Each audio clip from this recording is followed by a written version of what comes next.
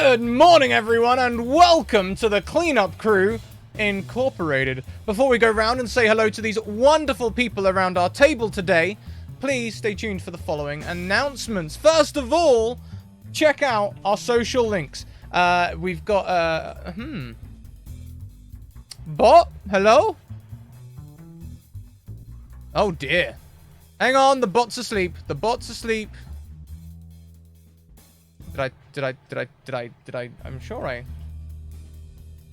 Well, that's interesting. Let's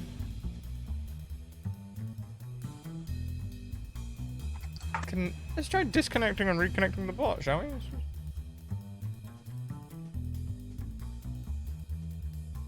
Hello, bot?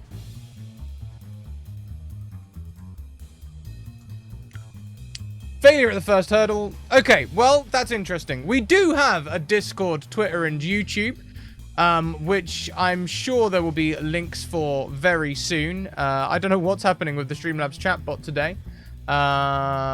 It seems to be up. Bizarre. Okay, so here's how we're going to do this. Give me a hot second. I'm going to go and grab the stuff and link it manually. So, we have... Thank you, Stella, for the Twitter. We also have some other social links. I don't know why it's doing that. It's got the streams live and everything. Here are our social links. There. Discord, Twitter, and YouTube. Please go and check them all out. Also, check out our sign-up sheet. If you want to come and get involved in a game, you want to check out this sheet. That's very frustrating. I'll fix that while we're live. Anyway, check that out. Also, check out our sponsors. We have a bunch of sponsors for you to check out. First of which being the Deck of Many, because the Deck of Many has new news today. The Deck of Many today released their Kickstarter for the spell reference cards from the SRD from levels 6 to 9, animated moving cards, much like this one. Also, they released their tarot cards, animated tarot cards, a deck of animated tarot cards, and you can find them by heading across to animated spells, animatedspells.com, or following this link. Also check out Mageham Press. Mageham Press, who created many great titles for you, like Dark Matter and the Faefolio, which you can find on Wednesdays at 6 p.m. EDT, with the wonderful Mackenzie Lane as our Dungeon Master, where we play their Feywild expansion for 5e. Next up, we have Hero Forge. Hero Forge, every Wednesday, you can find us playing with their Hero Forge 2.0 beta color mini creation tool. It's a bunch of fun. We've made a bunch of characters, and we're going to make a bunch more. Maybe I'll make a ghoul from the tower this week. Maybe that's what I'll do. Maybe I'll see if I can make a Hermit Kraken. I don't think I can make a Hermit Kraken yet, but soon we will convince them to do that. Last but most certainly not least, our newest sponsor, Dungeon Fog. Head over to Dungeon Fog for all of your map making needs. You can create beautiful comprehensive maps that as you fill in map details, the GM notes get typed up for you, so it saves you a bunch of note writing time. Once you've decided you love their tool and you're done with the free stuff and you want to upgrade to premium, you can do so with our special code SCRATAC for a 10% discount. Let's go around and say hello to everyone. We will head anti-clockwise around the screen and start with Stella this week. Oh, hi, Stella. How are you doing? Hello. I am excellent, thank you. Today I will be playing Sigra. She is a half-elf bard and upper middle management. Fantastic. Thoroughly looking forward to it. So, next around the screen, we have Harrison Gowland. Harry, how are you doing? Hello, I'm very well. How are you? Thriving as always. For sure. Who are you? Where can we find you online? I am. Well, I'm basically only on Twitter. Unfortunately, I occasionally post memes, and that's about it. I today am Carolinda. I'm a paladin of the Oath of Conquest. I am a paladin sworn to. I wrote it down, and now I can't remember. I'm a paladin of the trade winds, so I worship a sort of phalanx of gods that mostly deal with like financial luck and stuff. And I have never played. I've played D&D maybe 3 times before, and I am abjectly terrified.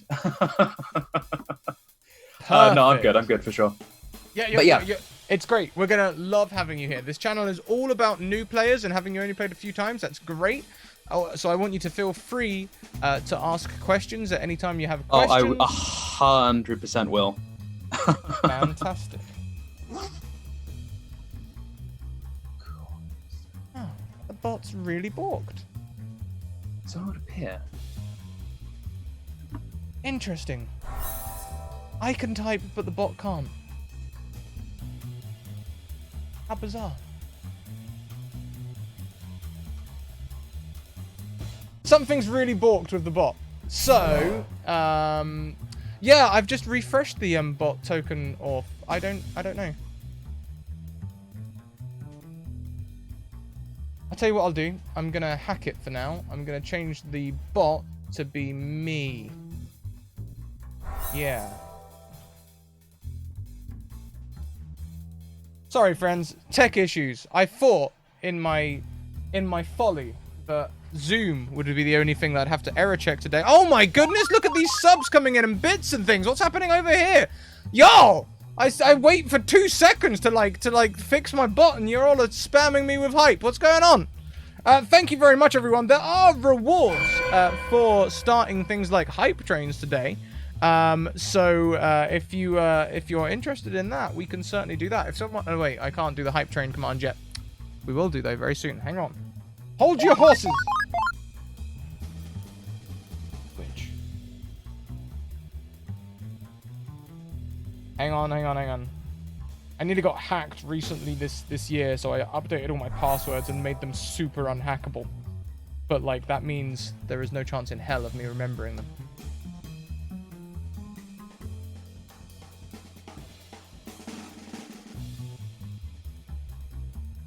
Do I really have to add like a test bot section to my to-do list before we go live? Is that what the world's coming to?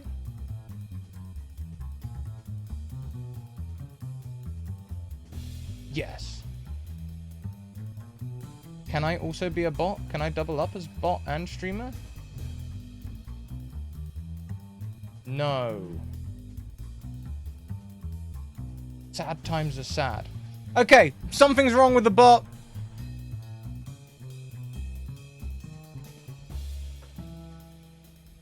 No commands today, I guess. Okay.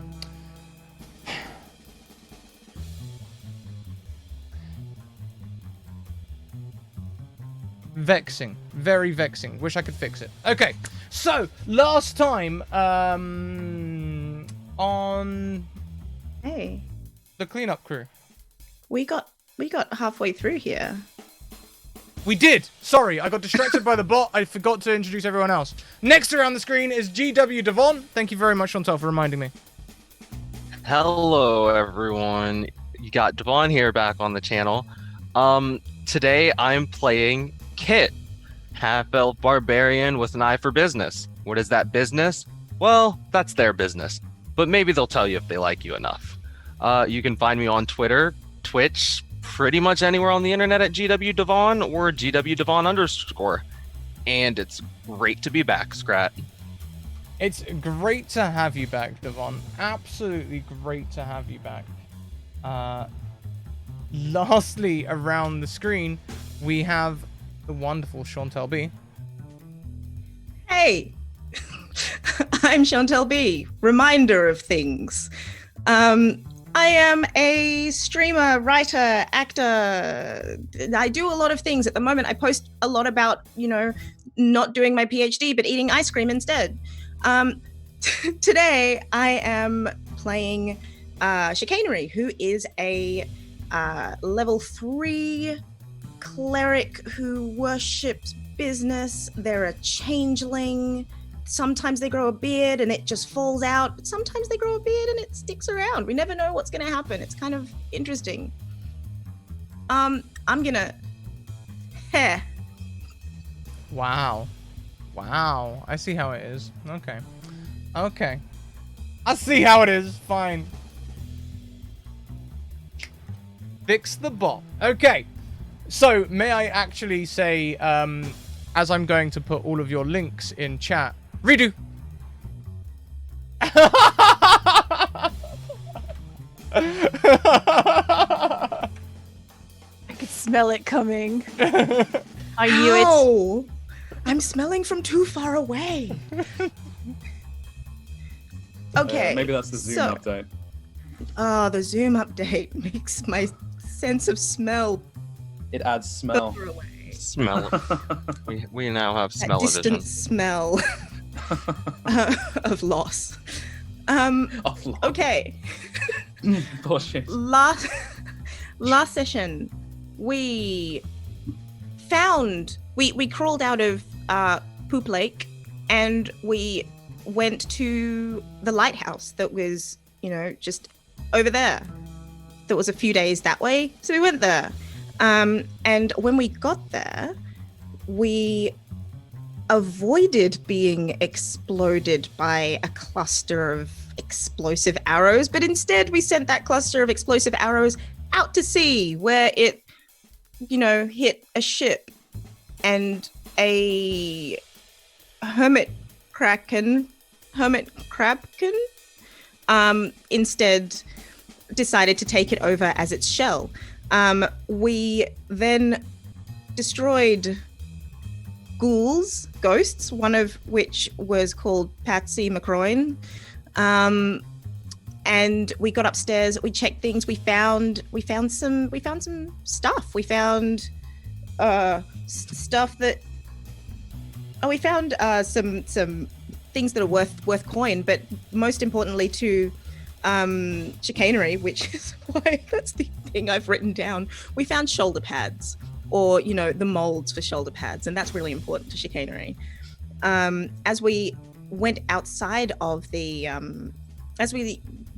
lighthouse in order to take our long rest that is well earned and will of course definitely be given, we saw that the hermit kraken had left its old shell and moved up, and all of the hermit crabs along the beach were just moving on up in shell. And that is what I remember. Indeed. So we got to the we got to the second level of thing, and I believe we finished the session on you all deciding that you wanted to take a long rest. Yes. Right? Yes. Great. Oh no. Well, before we get into the intrigue that will occur there, why don't we flash back to meeting Kerlinda and Kit?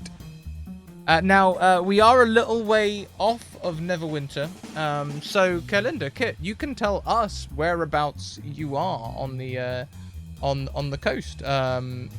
Do you live in this area? Will you have traveled to this area? Tell us all the things. Yeah, I can try. What I was thinking was Carolinda is this paladin of a series of gods that sort of have not direct but sort of indirect power over sort of various like markets and trading sort of natural laws type things.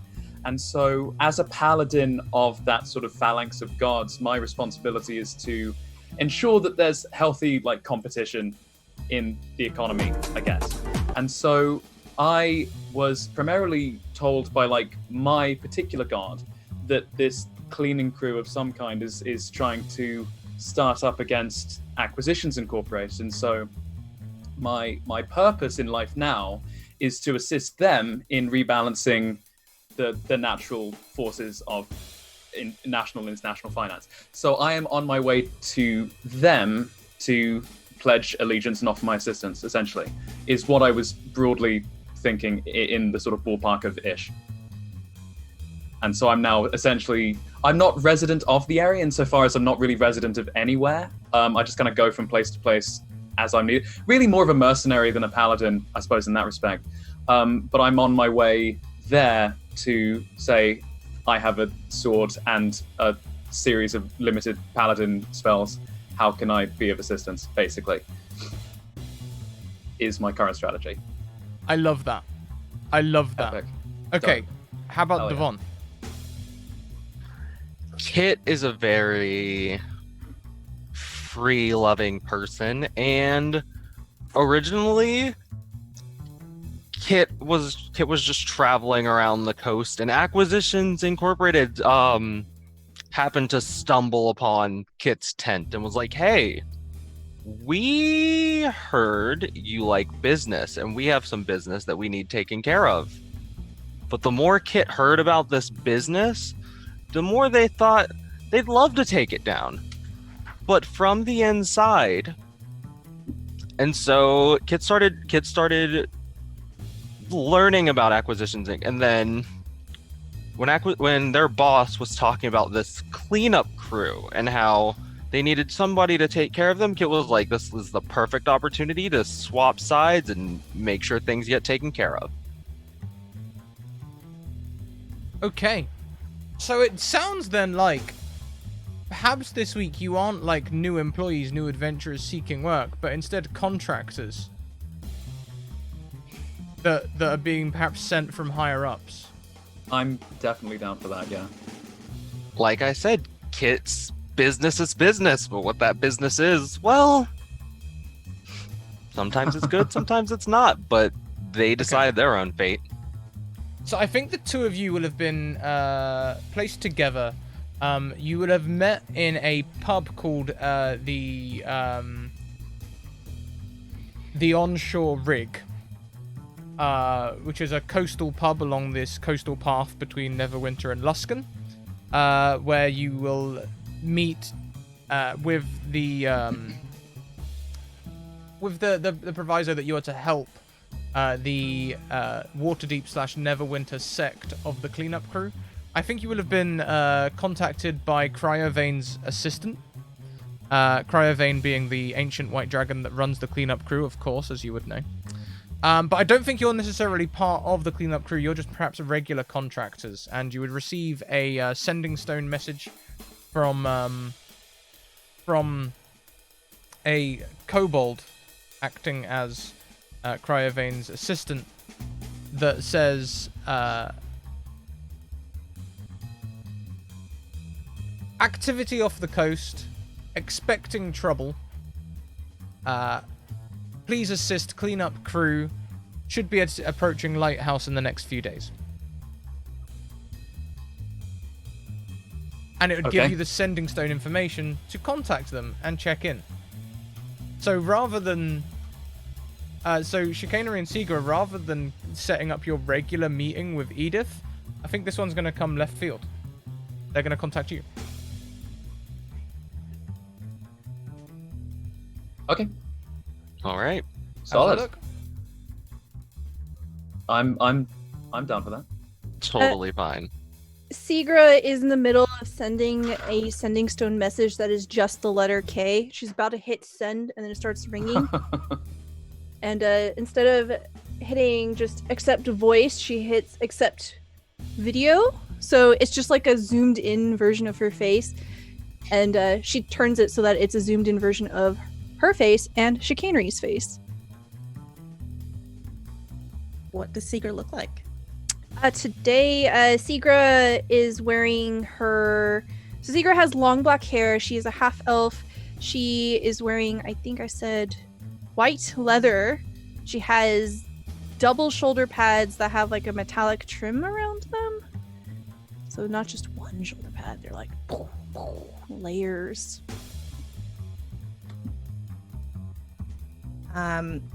Chicanery is very much also zoomed in, so you would see the top half of them.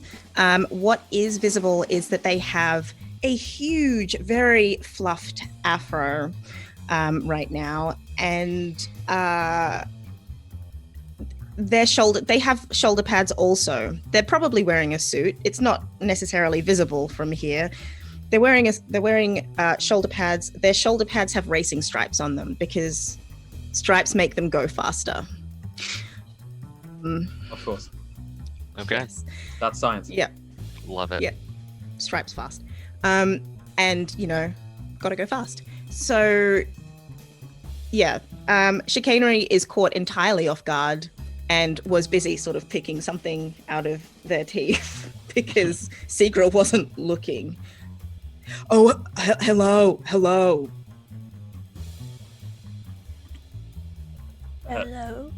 Hello? Is this thing working right? I'm not good with new technology. Can you? Well, that... I give you the stone, and I'm just like, please make this work. I have no idea how any of these buttons work. Hold it out arm's length. Okay. Yes. Hello. Interesting outfits. I'm Kit, and this is my associate. Carolinda, the pleasure is, I'm sure, mine. And mine as well. Seagra all of a sudden just like covers the whole thing with her hand. She looks to Chicanery and says, "Do you think that upper management is interviewing us?" Oh no. Are we being interviewed? Well, I didn't get a notice of any kind. I don't know what's going on. I turn to Kit and I ask if the call has collapsed because the screen's gone black. No, Do you think they're okay? We're fine. We're fine. Let's run the interview as usual and see what happens. Okay. And Seagra holds it up, just smiling. I Okay. wait. So, Everything good? yeah, everything's very good. I'm having a great day. We've been instructed to make our way to you to assist with some business or other. Yes, we were told to contact you all and set everything up. Yeah. We were sort of assuming Oh. you would know what that meant because we have got very little in the way of concrete information from... We absolutely know exactly what everything. Yes. That is We know all. absolutely reassuring. Or at least reassuring enough. I don't know about you, I'm Tell sold me- completely. Tell me what your policy is on bunny rabbits. Bunny I mean, rabbits? I quite like rabbits. What about you? I mean, I got bit by one when I was a kid. I mean, other than that, no, I've I think most of them are okay. I mean, Yeah, I can agree with that. yeah. There's always like bad apples or whatever. I see you're a little caught off guard by this.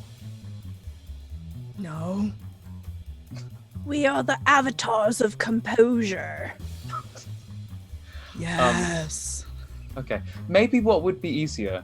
Shall we come to you, and then hopefully whatever business that it actually is will kind of just become evident when we bump into each other. Yes, we can always just come to you and get everything organized. Yes. Yeah. If it's okay, I'd like to cover the video camera of the sending stone and turn to Kid and say, I think this is going really well. I do not think this could be going better. I think this is going hilariously. Did you see the look of shock on their faces? Oh, so yeah. Oh, 100%. I think that I don't know. I think they know exactly what's going on. I think they've got it completely together. I'm sold entirely. Yes, well, regardless, it seems we have a few things to clean up, so I guess we should get to it. Oh, like cleanup crew. Okay, I get it. So I think the thing we should work out is just where they are, and then we'll just go to them, I guess. And then I take my hand off the thing, realizing I've been holding it there for like a solid 10 minutes at this point. You're fine. Meanwhile, it's like tap, tap, tap. Hello. Yeah, we're. Hello? Yes, still here. I Hello. held the stone like arms length. Yeah, we're still here. We're still here. Bad reception. Sorry, there was a bird flying overhead. So where are you? How do we get to where you're at? We'll send you a signal. That- Sending stone Okay, what beeps kind of with a signal should we be GPS looking for? signal. We'll send you a sign. Oh, well. Well, that works for me. So I And- think we might be taking the sending stones and advancing the technology a little bit here. Like- Hey, fun liver. But by all means, you will find the you will know that they are actually not far from you. Perhaps this is why head office contacted you in the first place, as they seem to be close by. Understood. We'll be there pretty soon. Don't worry. And before we will expedite that to being you arriving at the lighthouse. Could say, Segra, when you left the lighthouse, whoa. Hello. Sorry, I think. That you're all good. Hello. When Sorry. you Screen left crash. the lighthouse, where did you go? I think we kind of hung out a little bit on the first floor of the lighthouse because we did find a bunch of maps and papers, one of which had said Dran Enterprises secret HQ in Luskin, threat, ? Yeah. Something called a Wizzy, a calendar. I abbreviated my notes too much. But yeah, I think we're probably right at the foot of the lighthouse because we had witnessed the conga line of hermit kraken, hermit crabs, and various things.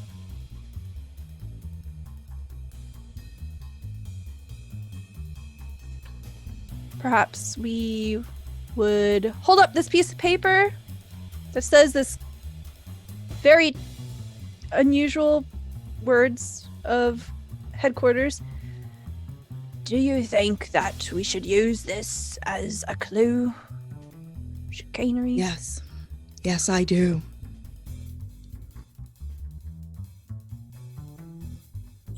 Right. Well, then, as shortly after the two of us show up and we see you two, I just look. I'm like, is that a sign? How tacky. Amusing, but tacky. I think it works. Yes, well.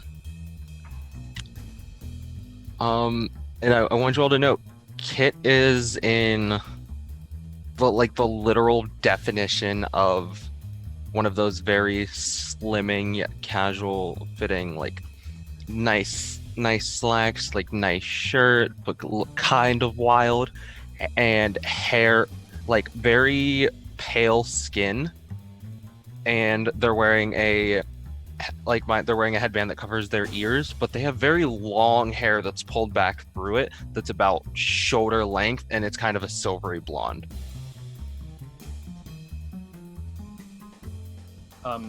For what accounts, Carolinda's in sort of this like chainmail thing with like a steel circle around like the center of their chest, that has like one of those marionette string things, like the thing that's like the thing used to manipulate like a puppet or something.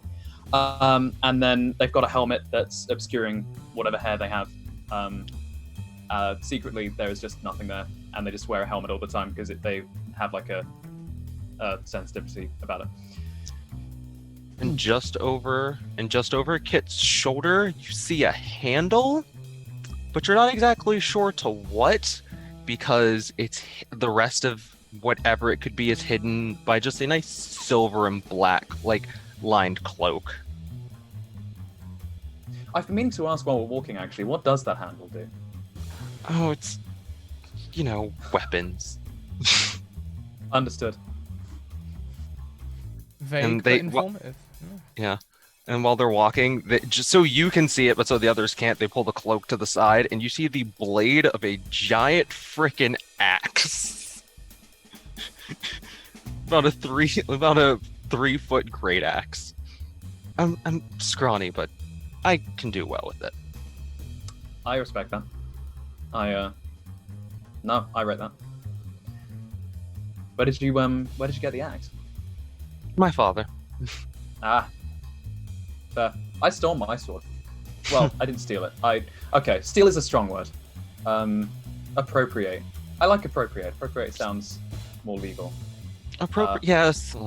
Father worries, and at the time wasn't gonna let their quote unquote little girl go too far without knowing some sort of weapon.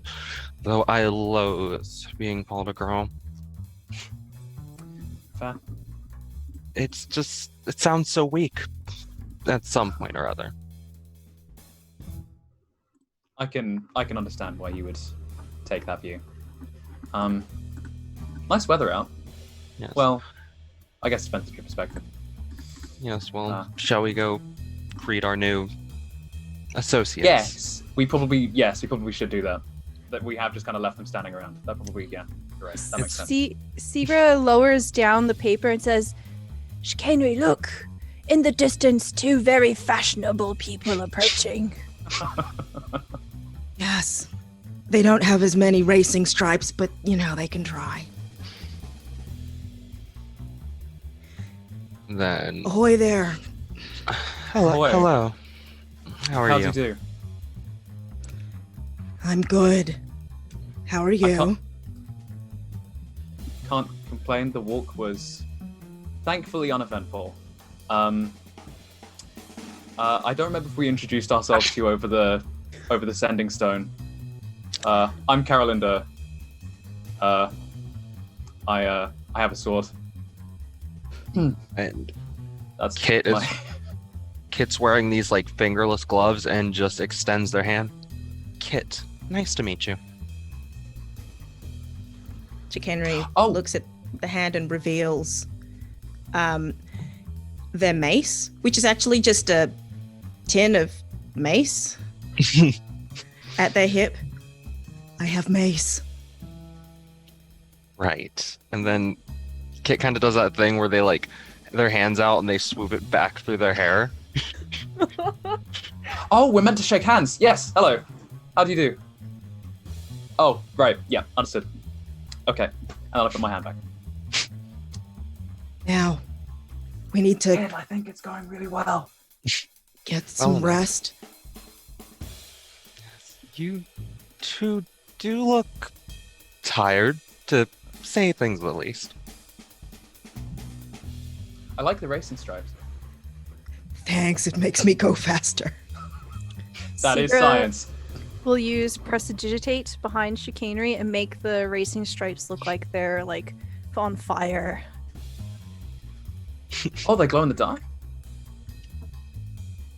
That is Sometimes. some fine artificing. I Yeah. respect that. You two were saying something about resting. At least one of you was. You, like I was saying, you do look tired. Long day. Yes. Let's work tomorrow. Sleep now. Fine by me. Carolinda, you? Are there facilities for that? Do we have like? I mean, I have a bedroll and stuff, so I'm good. I just wanted to make sure everyone else was okay. That's probably the best idea. Cool. As we say, it is late. You can, of course, begin to bed down for the night. So my question, I guess, is where exactly will you sleep? The beach has the risk of hermit crabs. The tower has the risk of ghosts and ghoulies. Unfortunately, that inn is more than a day's walk away. Should we like sleep in shifts, just in case anything untoward happens? I mean, I couldn't help but notice the. Actually, wait. I suppose I probably wouldn't know about the hermit crab yet. Sorry, ignore I said that. But it might be prudent for us to sleep in shifts regardless of where we go. if we are going to be camping outside. I can take a watch. Weren't I'm there down to- tents like right outside the lighthouse? We There found. were, yes, ripped tents that had looked like they'd been in a battle recently, but no bodies. We could always use those. You two need the rest. I can take a first watch. That's fine by me. I'm pretty I'll- awake at this point. I'll watch with you. I'm not feeling too tired myself. And then we can just switch in pairs, maybe. Works for me.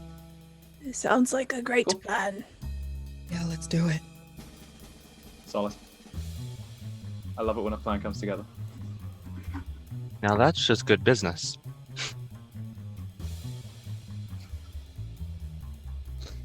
So yeah, I guess Kiss, if you and I take the first watch, and then I guess. Yeah.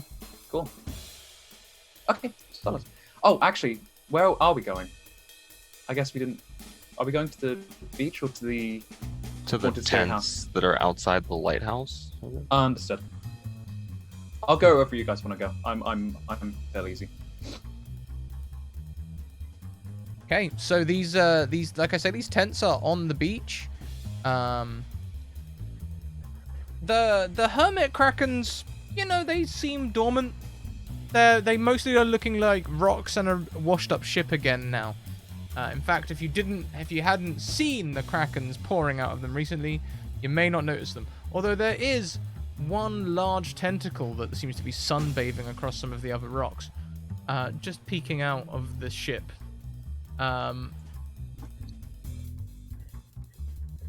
Kind of like a, you know, how hermit crabs claws are sort of that sort of fish hook shape. It's like that, Yeah. but resting on the rocks there.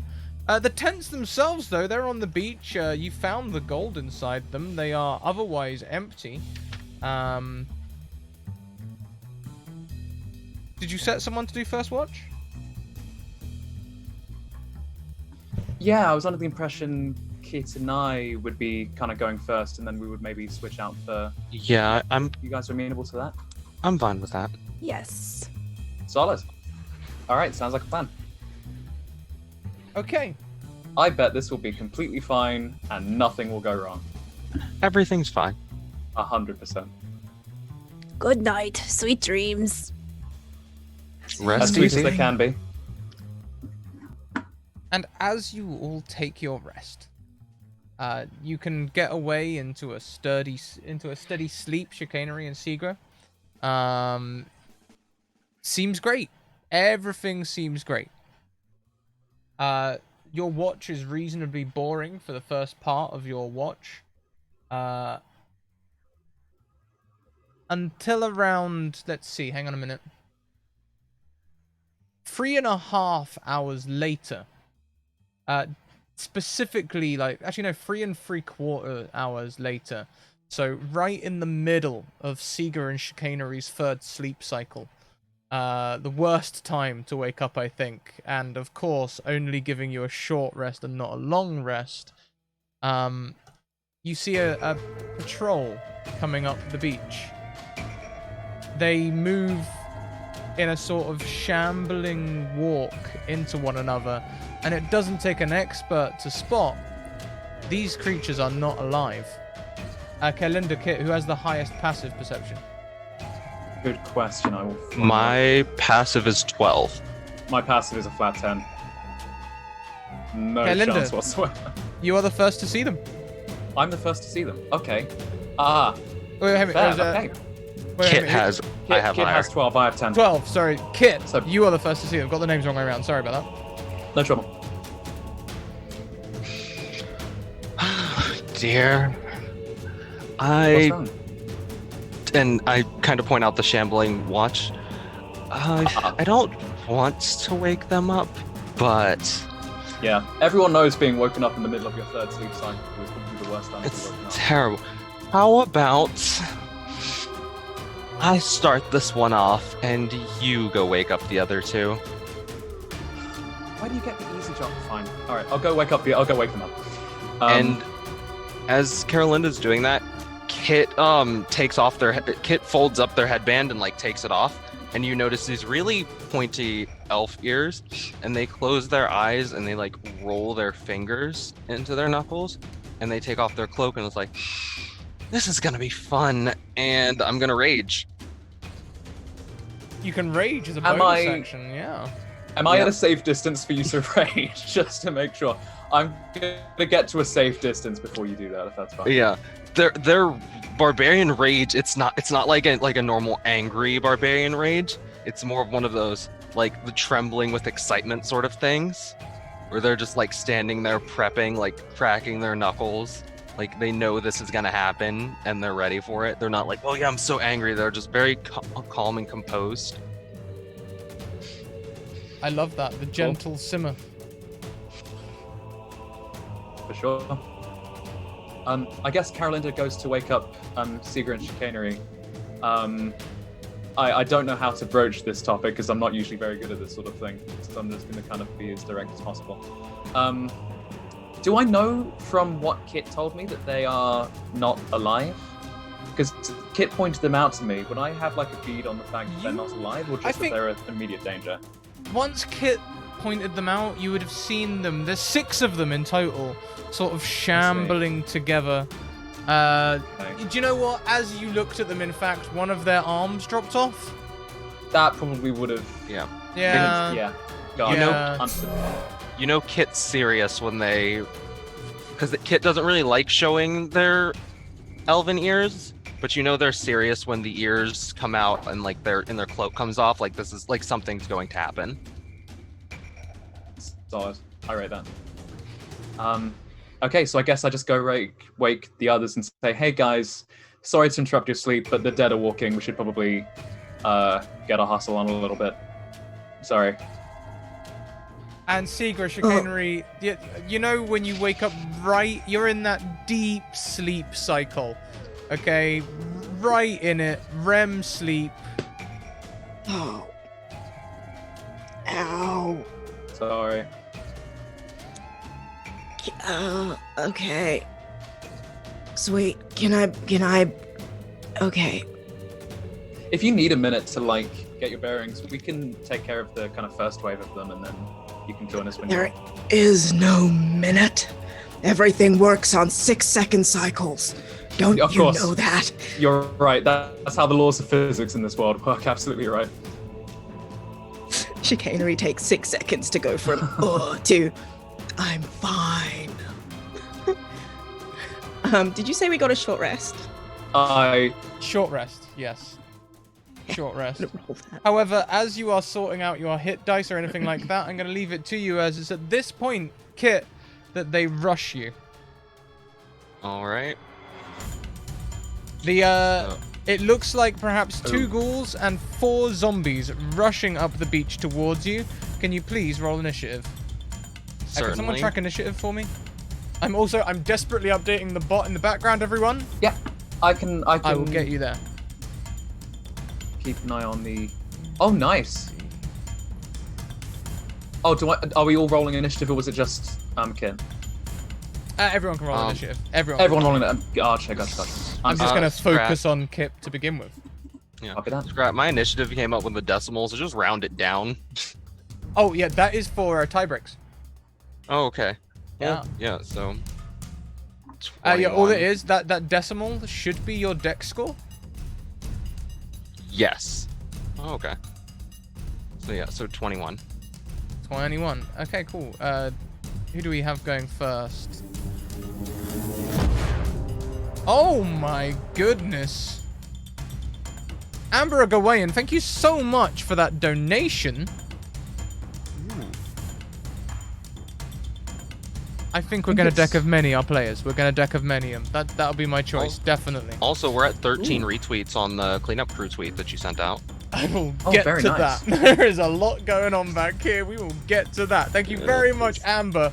We'll also sort out the 10 retweet vote thing just as soon as I've got all of the crucial bot commands entered into the Streamlabs cloud bot rather than the Streamlabs chat bot. You'd think them being from the same place, you could just import, export, but you can't. Okay, so Seeger, I think, is first. Am I right? It looks like Seeger's first to act. Yeah. Mm-hmm. Okay. Yes. So Seegra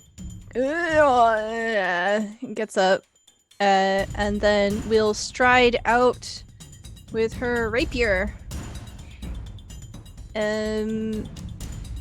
Are they within 60 feet of our tents? How far away are they? They, well, I don't think they would have gone far with their watch, so they have started their run maybe 45, 50 feet away from Kit, so I'd say you could be right on the edge of 60, or you could move into 60. Okay. I'm going to point at one of them, the closest one, and I'm going to say, "Beauty sleep is important for business. Don't you know anything?" And I'll cast Disappears. Okay, DC 14 whiz save, and how many does that affect? Just one. Just one. Are you attacking one of the sort of half ethereal, incorporeal looking, or more of the flesh hanging zombie? We'll go for the spoopy one, the ethereal one. Okay. I was gonna say spoopy didn't really help me there. They're both kind of spoopy. Yeah. I was like, oh wait, I should add another adjective. A 12, they fail. Okay. Taking 11 Psychic damage. psychic damage. And Yes, taking 11 psychic damage. it must immediately use its reaction if available to move as far as its speed allows away from me.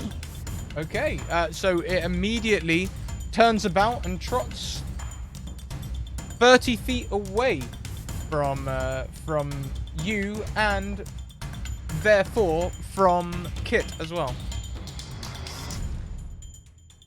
And then with my bonus action, I'm gonna slap a hand on Carolinda's shoulder and say, "Good initiative. Let's see what you're made of." And I'll cast Bardic Inspiration. Okay. I nod. Well, you are bardically inspired. Congratulations. This is the best day of my life. And can you just remind us of what that does for us all? Yes. So you, in the next 10 minutes, may use a die 6, like add a 1 die 6 to any attack roll, ability roll, saving throw. So basically anything that's not damage. It's not actually.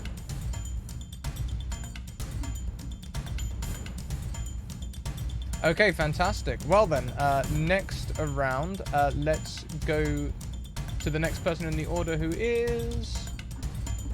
Did anyone track initiative for me? Me? Oh, that was Kit, I believe. It's in the Zoom chat. Oh.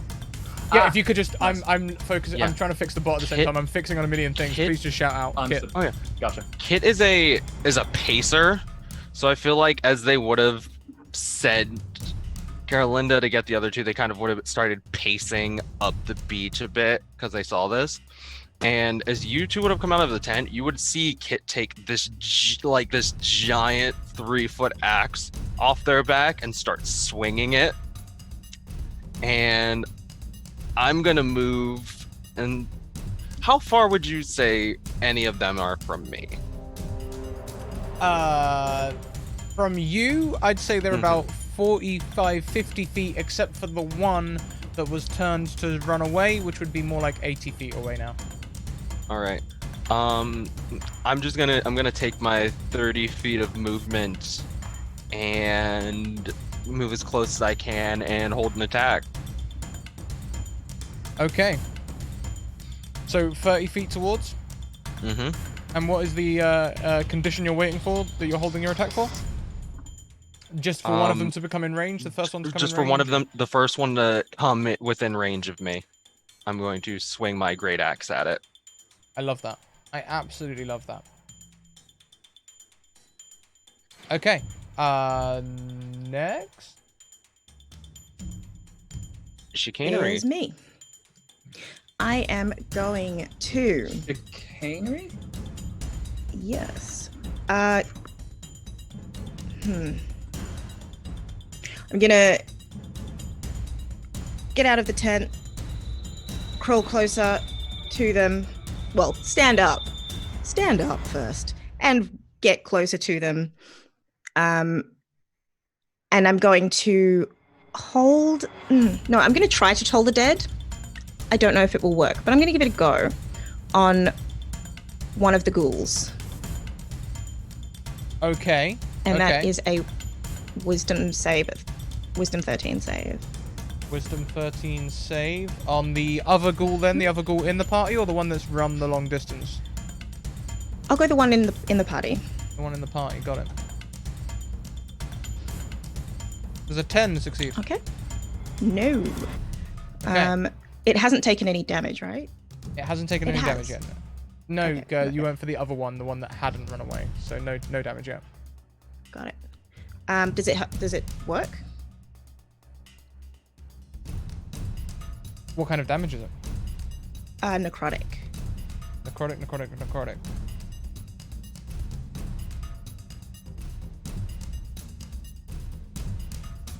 Looks as though it works. Hey. So it hears a very loud bell tolling, and it's actually the sound of when those halogen lights buzz when they're just starting to go out, and it's really annoying. That's what it's hearing in its head. That is my turn. Fantastic. Next up then. I think that's me. I believe. Right. Out of curiosity, do I have a bead on how? Okay, first of all, how close am I to this sort of approaching threat? Like, could I get within 30 feet of them? Hypothetically. So you would be with Secret and Chicanery. So you're currently around 50 feet from the main party, except for the one that has run further away, which is 80 feet. So as long as you have a movement speed of 25, you can get to just within 30 feet of them. I for sure do. Okay. What I'm gonna do. Sorry, excuse me. What You're I'm gonna okay. do. Yeah, I've just got a bit of a cough. Sorry. I am gonna go ahead. I'm gonna use. I'm gonna use 25 feet of movement to get within 30 feet. And do I have any sort of insight about which one I think is the most sort of immediately? Do I have any sort of idea which one would do the most damage if it actually was able to? Like, which one am I most fearful of doing the hurting us?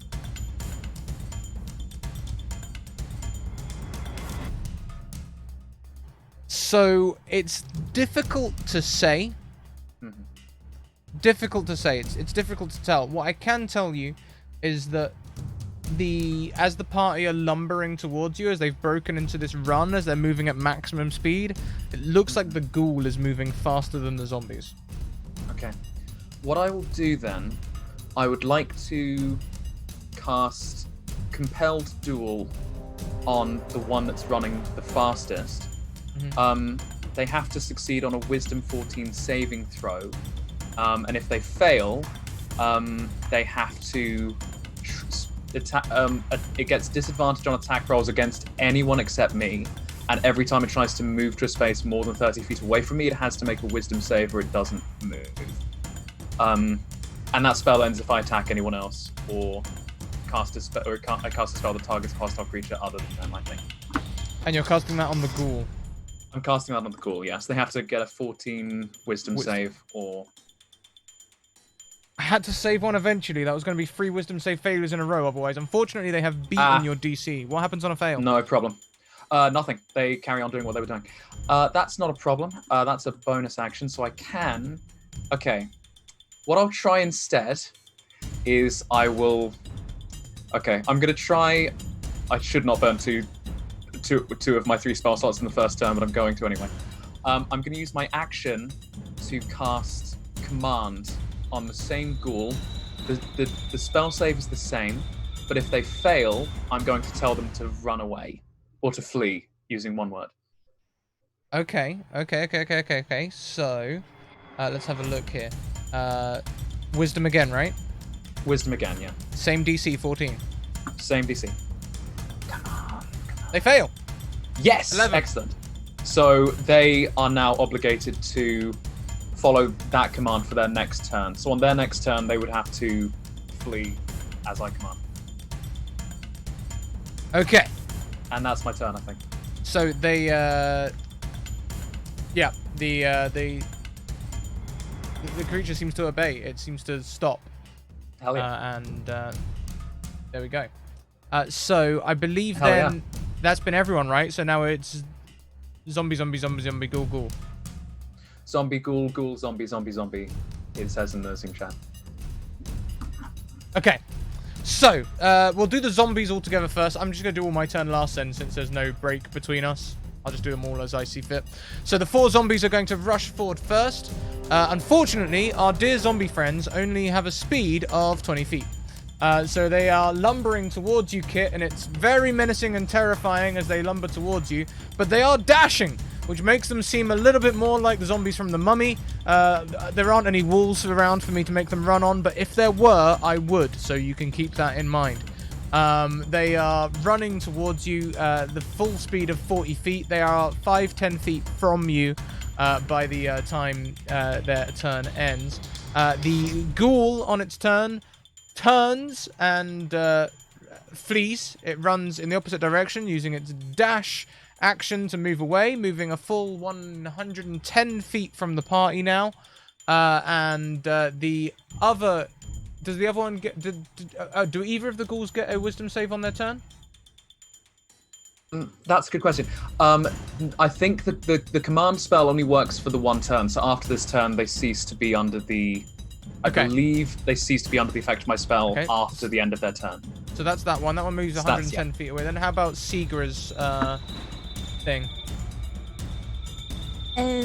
What it says is...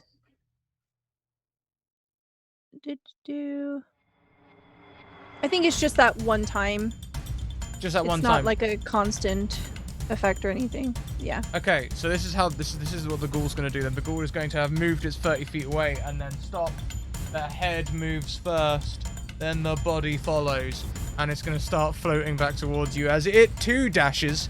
Now it has a speed of 60 feet, so it's only 20 feet away, despite having spent a turn running. So it's now 20 feet away from Kit. I don't think any of you have moved to join Kit yet, have you? Some of you moved forward a little way to get in I started to range. move. Yeah. Yeah, I moved I forward. I started don't to. think... Sorry. Yeah, I don't think I'm with Kid yet. No. Yeah, okay. So Kit is going to be our reference point for all differences for most of this combat. That, I believe, is my turn. I don't have any ranged attacks, so you've essentially had a free round. Next round, back to the top of the board. Seegra first. Seegra will close in and move next to Kit. And then...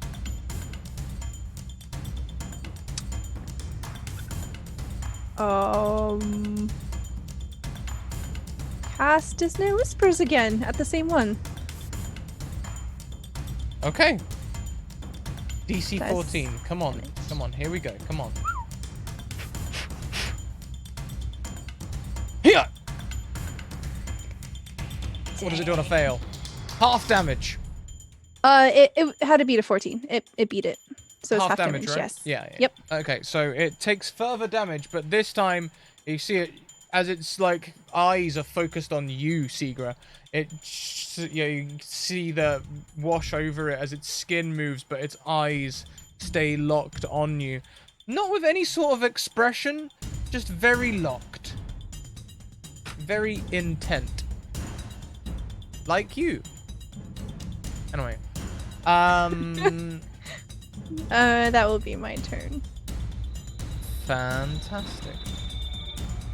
Next then will be Kit. Yep. Hey. Kit rolls their fingers again because I figured some of them probably would have gotten close enough to me last round, but they didn't, so my rage ended. Because I didn't attack anything. So Kit's gonna roll their fingers again and pull up their shoulders and just gonna say, all right, let's try this again, shall we? And bonus action rage, and they start they walk forward. What is the closest thing to me? You have Zombie. you have 5 feet from you. You have 2 zombies, and then 10 feet from you, you have another 2 zombies. They're walking in like a little cube. I'm gonna move 5 feet and swing at a zombie. Swing a zombie.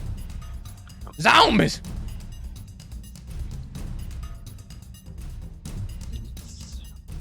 To hit. So 24 to hit.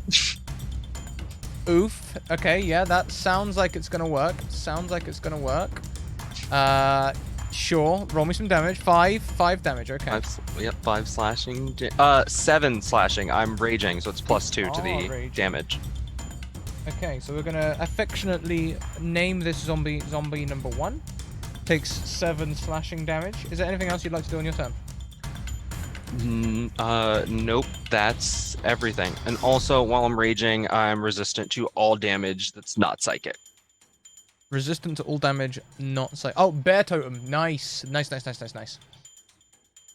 Okay. Next, then, is chicanery. Yep. I am going to cast Sanctuary on myself.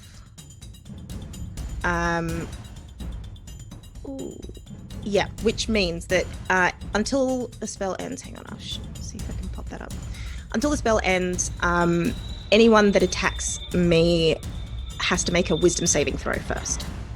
Gonna run up beside Kit. Casting sanctuary and stuff. Okay, no worries.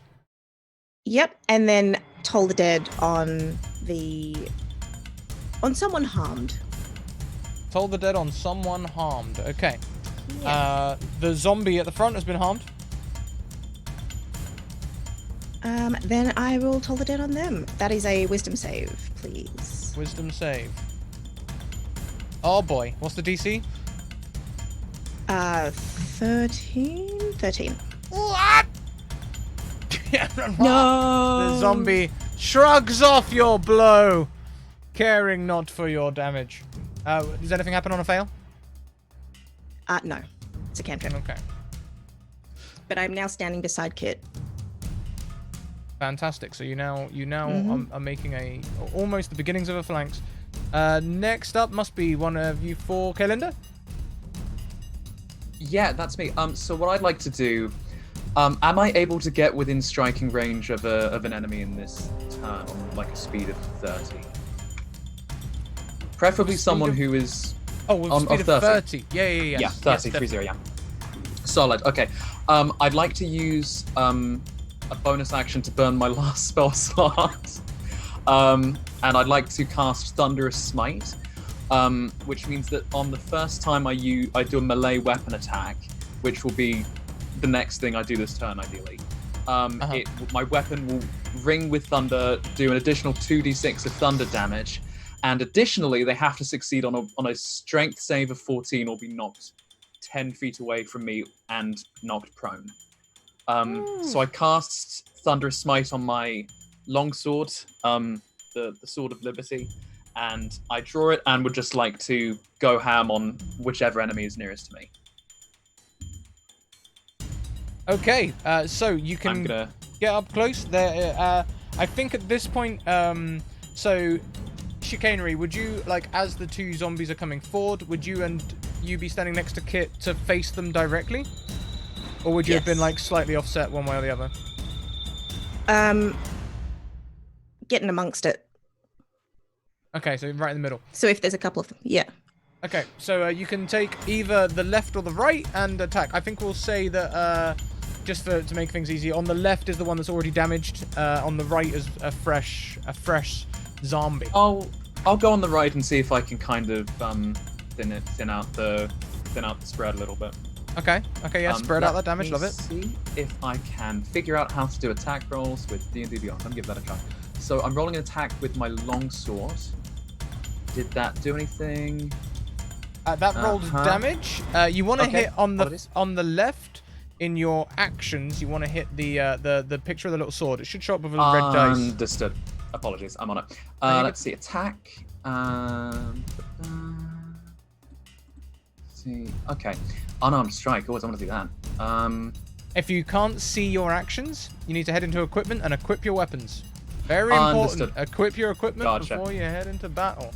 Understood. Apologies. No Wield need that. to apologize. We love having new folks here, and helping you get Here we particular go. groups of these tools is honestly a pleasure. So if I now click the attack button, that hopefully will. Okay. There you go. Does a You've 13 rolled do it? Yes, indeed. Are you doing one-handed or two-handed Hell yeah. damage? I'm gonna do two-handed damage. So that is, and then I need to roll an additional 2d6 for my thunderous smite. Let me just do. I'll just do roll 2d6. Okay. Roll 2d6. Here we go. So that they take an additional 7 points of thunder damage, in addition to the 13 points of. Is it 13 points of damage they've taken? On the left is your one-handed slashing damage. On the right is your two-handed slashing damage. Gotcha. So it's 9 plus. Believe it 4 or not, I know the 9 looks bigger than the 4. That is a 1d8 versus a 1d10. The two-handed just rolled badly. If you would like to go for the one-handed this turn, I'll let you. I might go with the one-handed if that's acceptable. Yeah, of course. Solid. All right. So they take 9 plus 7 is the 16 points of damage total, 7 of which is thunder. Then they have to make a wisdom save of 14 or be knocked prone and pushed 10 feet away. A wisdom save of... Sorry, a strength save of 14. Strength save of 14. They do not make the save. What happens if there's something in the space behind the creature? It doesn't say. I guess... it just says they get knocked 10 feet away from me. So they could just go to a space 10 feet away. The next creature, because if you're attacking from the right, you're going to push them in the zombie to the left. So let's see if the other zombie can make the strength save. Okay. The other zombie can. So the zombie gets buffeted away from you. Roll me a d6. Yeah, can do. Roll 1d6. That's a 6. So when this creature hits into the other zombie, it is going to end its time. Please tell me, how does this look? How does this zombie get destroyed? Oh hell. Okay. So I'm envisioning like I cast Thunderous Smite. A thin streak of lightning kind of, not cacophonously, but kind of enters my sword from the sky. I sort of kind of get it in one hand, put another hand out, do an underhanded swing to knock it backwards. Doing most of the damage, it bounces flat off the zombie and just gets knocked flat. Is what I was picturing. Yeah, that's exactly And what then happens. Perhaps the zombie, like as it rushes, as the first zombie knocks into the second zombie, maybe they raise up their like elbow or their club or whatever the hell they've got. Oh no, just their elbow or something. And this first zombie is just completely wiped out. We are down to 3 zombies. Hell yeah. Bits of zombie ragdoll across the beach to the left, as is essential. 6 elbow damage, correct, Stella, correct. That takes it round to my turn. That's my turn. Yeah, fantastic. So, the zombies, they are now definitely within range to attack. The first one is going to attack Kit. Does a 9 hit you, Kit? Going to be one of those combats, isn't it? This is going to be a wash. Okay, next, the zombie number 3 moves forward into the space that zombie number 2 was recently occupying until they were ragdolled. And they are actually going to attack Chicanery. Which is a wisdom save. Yes, it is. DC 13. They do not attack Chicanery. They do not attack Chicanery. They sort of head towards Chicanery. Do they still get an action, or does that absorb their action? No, they have to attack something else, or else the action is lost. So they can choose to attack something else. So since they're standing right next to you as well, Kalinda, they're gonna look at Chicanery and like raise the and then go and then look to you and just kind of go for you instead. Does a 14 hit you? A 14 does hit. Yeah, so they almost nonchalantly, really. It's a bit rude. They do 4 bludgeoning damage to you. Understood. Yeah. You got it. Next is zombie number 4. Zombie number 4 is sitting on the back left. They're going to come around zombie number 1 and therefore be flanking Kit. Kit does a 4 hit you. Nat 1 attack. No. They perhaps trip over some of the zombie, not going prone, but staggering into the position next to you, Kit. Then we have the ghouls. The ghouls at the back there. Seeger, how far are you standing from the party? I believe I came up right next to, or right behind Kit and the rest of them. Fantastic.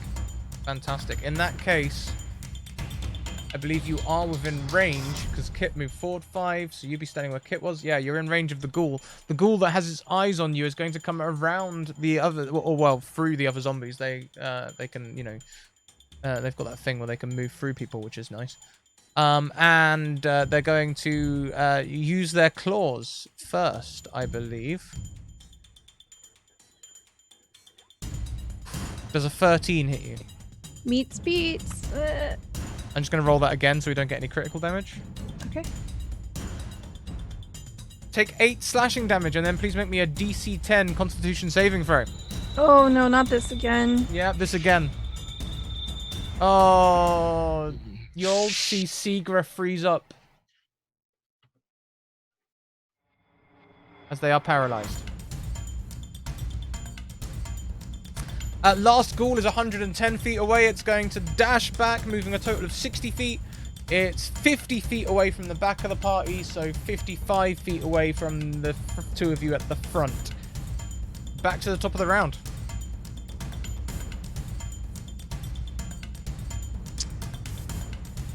Seegra is paralyzed, but she looks determined. Alright. So, I saved, but that was the end of my turn. All right. Kit's size. They're like, these things are rather annoying, aren't they? It's quite annoying. Kit raises. Wait. How close is the closest ghoul to me? The closest ghoul will be on almost right beside you, attacking Seegra just behind you. So within 5 feet. I'm gonna. All right, so Kit's gonna face this ghoul, and you know, you're really being a pain tonight. You have a job to do, but I suppose I can let out a little anger. And Seegra and Chicanery see that Kit's not wearing their headband like they were when you met them, and you see the elf ears, it's just slightly pointy ears, and Kit raises their axe above their head, spins it, and swings it down on this ghoul. Okay. Oh, jeez. Yeah. And this is ghoul number 1 that already got hit by the thing. It's 16 damage because it's a 14 plus the 2 from the rage. And this is slashing damage, right? Yes.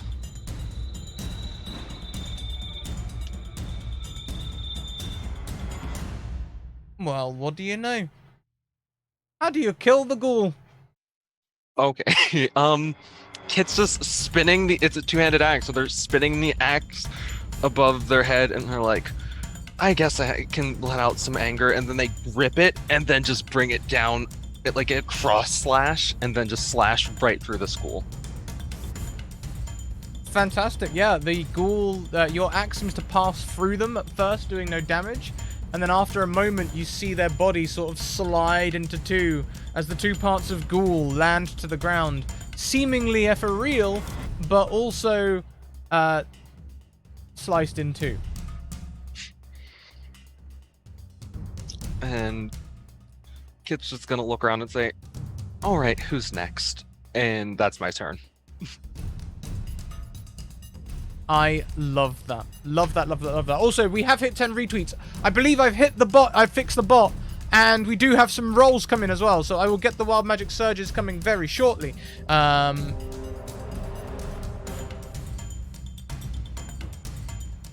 Oh, I need to re-log into Twitch. I tried to log in as my bot and it didn't like that at all.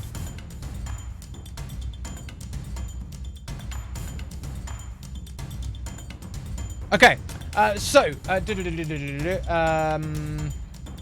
lost track of everything. The Wild Magic Surges, that's what I'm working on in the background. Next in the turn order after Kit is... Me. I'm going to try to do some eye bludgeoning damage. I'm pulling out that mace and spraying in some eyes. Spraying eyes. Spraying eyes. Oof. A 21 to hit. Which zombie are you going for? The fresh one that just walked forward to attack Kerlinda? Or the... yes. The fresh one? The one that tried to attack me but failed and attacked Kerlinda instead. Okay, so... Have you ever seen the effect that mace has on, like, eyes and stuff? When, like, it goes all, like, puffy around the sides and red and swollen? That happens to the zombie. But they don't seem damaged by it. They are damaged by it. You can see that it has damaged them. But it's only 3 bludgeoning damage. So they're not looking too bothered. Yeah. Advantage of being dead, I guess. Yeah. Should have thought about that. That's my turn. Okay. I am now updating the overlay as well. Getting rid of some of last week's leftover things as well. My bad. Next in the turn order is... I can't see the turn order anymore. It's Carolinda, I think. Kerlinda, indeed. Carolinda. All right, let's do it. Okay, so I've used up all of my spell slots in the first 2 rounds of combat. What I'm going to do, I am going to... Tricky. Okay. I think I'm just going to follow Chicanery's lead, and I think I'm just going to take an attack with my longsword on the one that they just got with the mace. And I guess I'll just make a two-handed attack. They say, crossing their fingers. Come on. Okay. Ooh. Well, the damage was better this time. You know, but credit where it's due. The two-handed damage would have been great. Unfortunately, it would have been fantastic. Unfortunately, this isn't going to be a hit. I'm afraid to say. No trouble. No trouble at all. Anything else Okay. in your turn? I am all out of bonus actions. So that is Kerlinda. That's 1 love and I'm out. Sigurd, did you take a turn this round? I am at the top of the order. My turn was just getting out of paralysis. Did you succeed? I did succeed, yes. Fantastic. So I'll be able to do something next time. Great. And the ghoul in front of you is very down. My turn. Zombie number 1, still kicking. Zombie number 1 is going to try and slam into Kit again. Oh, this time it hits something that hurts, Kit, I'm afraid to say. Please take 9 bludgeoning damage, rounded down to 4. Next zombie is going to look at... It's going to side-eye chicanery again. It is going to side-eye chicanery. But it's still going to attack Kerlinda. Does a 17 hit you, Kerlinda? 17 is going to do it, yeah. Please take 6 more bludgeoning damage. If you insist. The last zombie is also going to attack... No, the last zombie is going to move forward and try and attack Sigra. Does a 12 hit you, Sigra? No! And ghoul number 2 is going to dash again, using the extra movement to move around the party and appear behind Chicanery and Sigra. Back to the top of the round. Sigra shakes off the paralysis, draws out her dagger, and she wheels around and does a stab at the ghoul. Stab at the ghoul. 16? 16 will hit. Boop. 9 piercing damage on the ghoul, yo. My dagger was an 8. As your rapier, the 8's not going to hit. As your rapier pierces their torso, they sort of look down at the hole that's been made in the air. It sort of almost pierces them like a softly inflated balloon. Like, they're not deflating, but you can just see like a hole through them. And some like, yeah. There doesn't seem to be any like insides there. They're just an ethereal... As Seagra kind of punches her rapier through, she's like, "Oh, now I'm going to have to dream about this, and it's going to be awful. Why did you have to wake me up?" And that will be my turn. Next. So, Kit is out of rage because they took damage, and they're very... You can tell they're getting annoyed by this entire situation. They kind of run their hand through their hair, and I'm going to move, I guess, between, I don't know, chicanery and, or like past chicanery and secret, because I want to attack the other ghoul. And I'm going to reckless attack. Okay, I love reckless attacks. Advantage. Yeah, so I'm going to reckless attack, so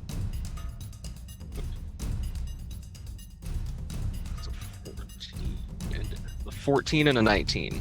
14 and a So- 19, we're going to take the highest damage of the two, which Yep. would have been the 13. So, because both hit.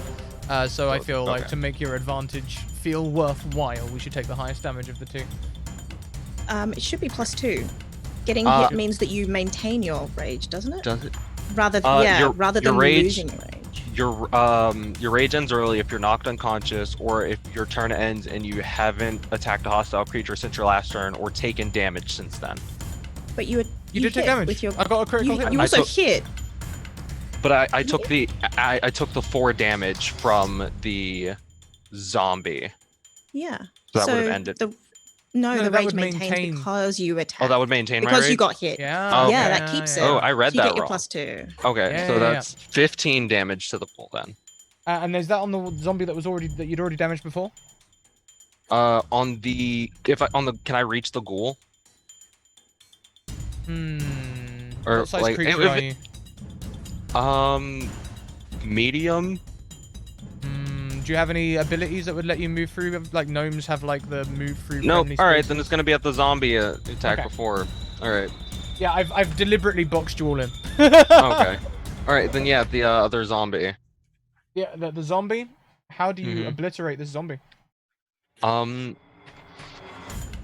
Kit stares down the zombie and kind of looks back towards everyone else, and looks at the zombie and is like, you know, there were a lot more of you a couple of seconds ago, but you can join the other ones we've already got rid of.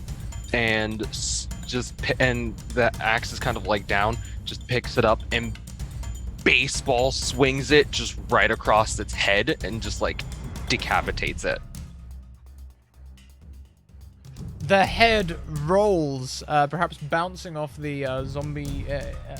No, wait, at the back there? Yeah, no, the ones at the side. Yeah, the head rolls.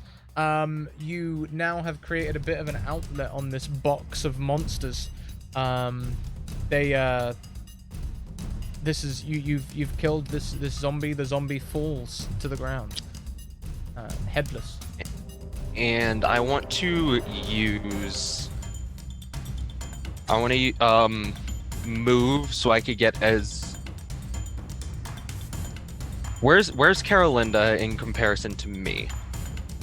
They are on your right, 10 feet away. In the 5-foot space next to you is chicanery. and then next to them on the diagonal is Kerlinda. Okay. Is there? I want to move as close to Carolinda as possible. So you could, now you've killed the zombie in front of you, Yes. you could move out of the box and around to Kerlinda. You'll only take an opportunity attack from the one zombie if you do. That's fine. I want to interpose myself in front of. I want to pose myself between any threat and Carolinda. So I'll take the opportunity attack. Okay. Truly. Does a 12 hit you? No, my AC is Yeah. 14. The zombie like sort of swings at you, but it's slower than George Foreman. You know, it's a slow swing, and you are able to move around the other zombie, and get close to Kerlinda. Right, and that's my turn. Fantastic. Next is chicanery. Yes. Have a memory. Yeah. Yeah. Oh, hang on. This is very relevant. oh. Let's talk quickly about our wild magic surge, because we're going to start the vote, and a lot of these things might happen in combat. So let's get it started. Chat, we have 4 options. Chicanery grows a beard of feathers. Kerlinda gets a spell slot back. I believe they just burned all their spell slots, so that'd be cool. Kit. All of the creatures around Kit become invisible. Which is down in the vote poll as Kit gets lonely, because I have a limited character limit. And lastly, Seagra causes all creatures around her to have disadvantage on their saving throws. I'm putting that one down as Seagra unnerves the undead, again, due to character limits. I'm going to start the vote now. You have 3 minutes. Bits and channel points are enabled for this vote. Go ham. Sorry, chicanery. Chicanery is going to. Do we have any unharmed foes right now at this point? Do we have any unharmed foes? You do. Zombie number 4, the one that has been flanking around on Seagra, has so far avoided any damage. Chicanery is going to try to guiding bolt that one. Ooh. Does a 13 hit? A 13. Hang on. A 13 does hit, yeah. So that is 12 radiant damage to zombie number 4. And then humming Mumbo number 4, because that's Mumbo number 4. That's an interesting one. Can you tell us how that one goes? Can you hum that for us? Can we get full of Yeah.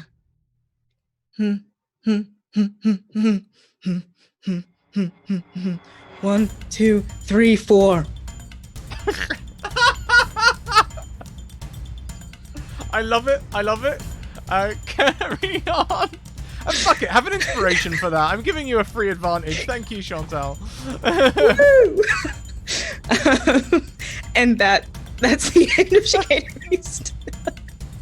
I'm throwing that on the overlay. You get an extra advantage.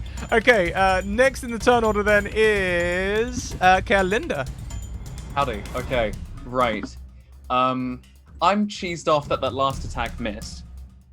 So what I'm gonna do is I'm gonna go back in on the backswing. I'm just gonna go for it again, muttering something along the lines of "I never miss twice," and I'm just gonna try and go for it. Which monster is the most damaged and within attack range?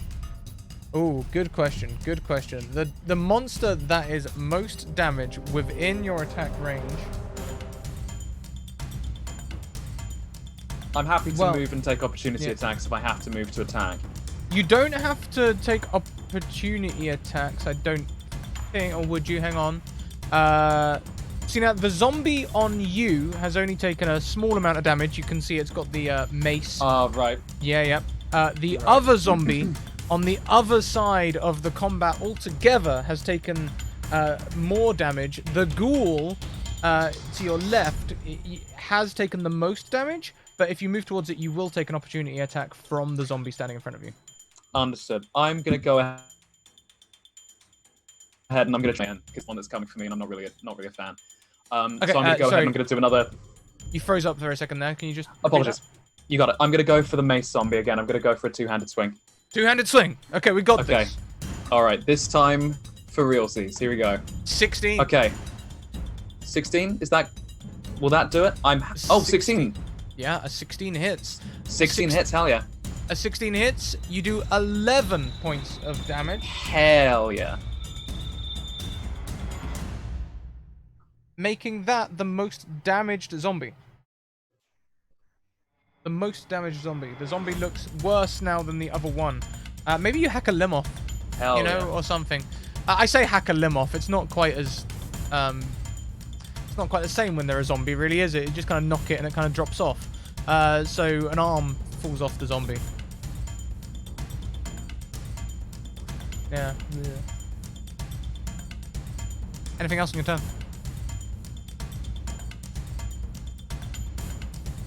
I think Kellinder might have frozen. Okay. Oh, you're back. You're back. Yep. Anything Hello. else on your turn? Sorry.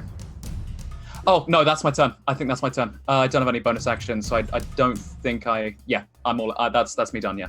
Apologies. Fantastic. Absolutely fantastic. Then next in the turn order is me. We haven't got a lot left going on here, have we? Chicanery, not liking the look of those guiding bolts, gonna be honest with you. So here comes another claw attack. 6 isn't gonna hit you though, is it? 6 isn't gonna hit you. No, it would also have needed to go through that wisdom save, Oh, but a yeah, 6 is unlikely to hit anyone, so... Yeah, no, it not only does it fail, it directs the claw attack at Seagra instead, and Seagra, I doubt a 6 hits you either. I am too fast. The zombie whose arm you just hacked off, Kellinder, is just going to stagger into you. Sort of its head's going to come forward in a kind of clumsy headbutt. Ooh, does an 18 hit you? Not sure if contemplative or frozen. There we go. Kellinder, does an 18 hit you? Currently muted. Yeah, it hits. Apologies. Bugging out again. You're all good. Please take another 2 bludgeoning damage as it just Yeah, kind of they- staggers into you. Its head just bounces off your jaw.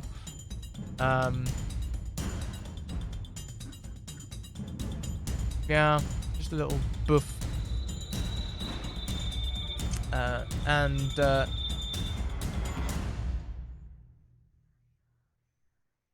Next, the last zombie, the sneaky zombie on the side there. Fair enough. I can Just live 2 with that. damage there. Just 2 damage. Just about. If your connection's Might be a bit of trouble struggling, next turn, actually. if your connection's struggling, try closing a few other applications and everything. Only keep everything you need the things. So Zoom, Roll20 and D&D Beyond. If those are the only things, we can always roll for you if need to be or something like that.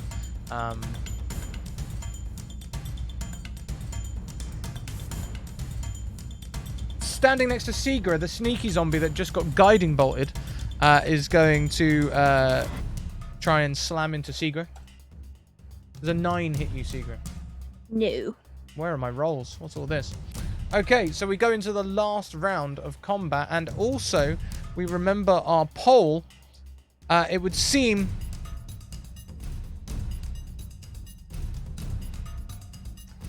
that the creatures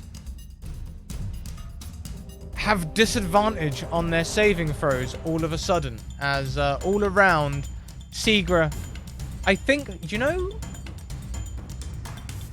did you recently kill a creature? I don't think so. No, you didn't, did you? Nope. How does this look? Why does Seagra unnerve all of the undead around her? How does this look? Is it just So- the rage of waking up, or what is it? It's absolutely the rage of waking up, because normally Seagra is all sleek lines. She's got every hair in place and she's got killer shoulder pads. The shoulder pads are off right now. She hasn't had Ooh. time to put them on. So her hair is a mess. It's all up in tangles and knotted. She hasn't had a time to prestidigitate anything. She goes, "How dare you interrupt us without an appointment? Everyone looks very unnerved. The zombies in their undeaths take a step back. And I believe it is your turn. Sigra will step towards the ghoul that she was attacking, and she'll do another 1-2 with a huh and a 21's gonna hit. Oh, yeah, both hit.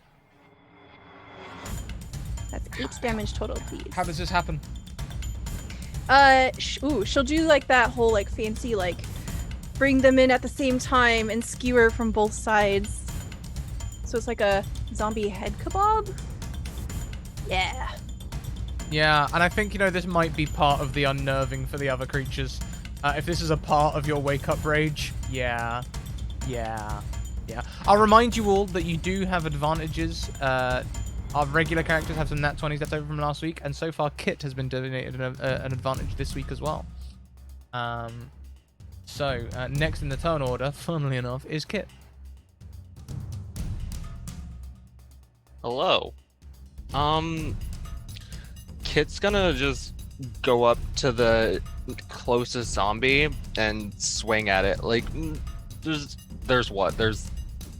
what did Sigra just kill? The ghoul? The ghoul. So there's just 2 So zombies there's left both now. ghouls and there's 2 zombies. Both of which you can easily get to without incurring opportunity attacks. Yeah, I'm gonna go after the zombie that looks the least damaged. It's actually the one you left before, so you'd have to kind of head back into your old space, but you don't incur an opportunity attack. So. That's fine. I just wanted to make it so that if it came down to it, if it had to choose between attacking me or Carolyn, I was closer. Mm-hmm. But, Yeah. So I'm just gonna go back and swing on the other one. The 10 will hit, and the 12 will destroy this creature. How does it look?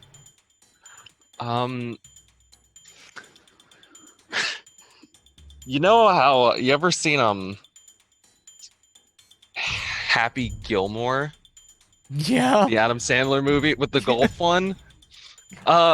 Basically I just golf swing my axe at the zombie. So I just run back and I'm basically just like 4 and I just bring it up and flat side of the axe, I just swing it into the zombie. Oh jeez. Make me a strength check. Sure. Strength check. 20? Dirty 20. So I'm seeing this as like a par 5 drive. Which are you actually swinging like at sort of golf ball height for the legs or something like that, or are you I'm basically running for I'm aiming for like hips. Oh boy, yeah. So as you do this, your axe, the blunt of your axe hits the creature. The lighthouse is probably within driving range, I think, of your attack. So if you'd like to swing them towards the lighthouse wall, we could totally make that happen. Yes. That's a fantastic strength roll. Take aim at the lighthouse and just drive through, hit at the hips and just swing. Yeah, I guess it almost looks more like a home run baseball swing in some ways, as this zombie just flies towards the lighthouse wall. Do you know? No, the windows are quite small on the... No, I said they were like residential windows last time. I think it's going to hit a window and it goes smashing through on the 2nd floor. Goodbye, zombie. Zombie is out of the game. There is only one zombie left standing. As they do that, it was like, looks like there was a little bit more force behind that than I expected. Oh well. Gonna see if we can finish this off with a Toll the Dead. Thank you very much, Blue Box Pirate, gifting nat 20s to our 2 guests this week. You can call that nat 20 at any time. I'm so ready. It's a saving throw, right? Yes, please. Ian!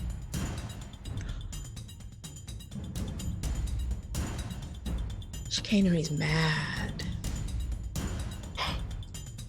I see how it is. That's I mean, chicanery would rage, but that's not chicanery's way. So they just chill. They chill. Yeah. Okay. Last but most. Oh, yeah, they have disadvantage. It's a They save. do have disadvantage from Seagra, so the zombie looks very confident in its saving ability. But how much damage does this actually do? 6. So still not much. But as it's brushing off its arms and stuff, like I was miming just a second ago, first it brushes off one arm, then it brushes off another arm, and sort of its head lolls to one side. It looks like a creature that might have, I don't know, 1 HP. Anything else on your turn? No, that's it. Okay, last but most certainly not least, Calendar. I heard something that sounded remarkably like 1 HP just now. Yeah. Which, just to be clear, just so I've kind of got a picture, which enemy is looking the weakest at this point? There is only one zombie standing, and it Epic. looks as though it's looking very, very hurt. Very, very I think hurt. I might just... Honestly, can I just punch it? Can I just Yeah! punch it in the face? Yeah, I love Hell that. yeah. Why not Hell yeah. strike? All right, here we go. I do have Bardic Inspiration that I can use if I have to. Yeah, there's no need. How does this look? Okay, I just walk up to it, I limber up, do that thing where they swing their arm a few times, and I just fully pile drive it. Or is it a clothesline if you're doing it that? I clothesline it, and I assume I just lay it out flat. Yep. The creature's head pops back, and Hell yeah. it lands on the ground, defeated. Hell yeah. I know I'm not legally allowed to use this as a bonus action, but as a bonus action, I'm just going to sheath the Sword of Liberty in the zombie. Yeah, you totally can. You're out of combat now. You can do what you like. Hell yeah. Love to see it. You've done it. You have defeated the zombie invasion on your sleep. On the zombie that you just laid out, thank you very much for the host. On the zombie that you have just laid out, a book tumbles from its side. I try not to stab the book, to be clear. I make a point of not stabbing the book if I can. Fantastic. Huh. I didn't Can know I... zombie is red. Yeah, that's supposed to be... Can I check this book out? Because I feel like that would be my immediate response, is that it's weird that a zombie would have a book, given they are historically an illiterate sort of undead enemy. Although I suppose I don't know that they're illiterate. I guess I'm just making that assumption. Yeah, okay,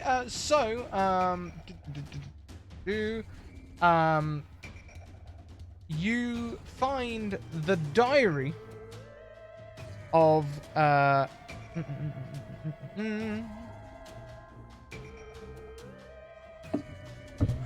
Wizzy. It just says in crude letters on the inside page, Wizzy's diary. Hey guys, check it out. I found this diary on this zombie I just laid out.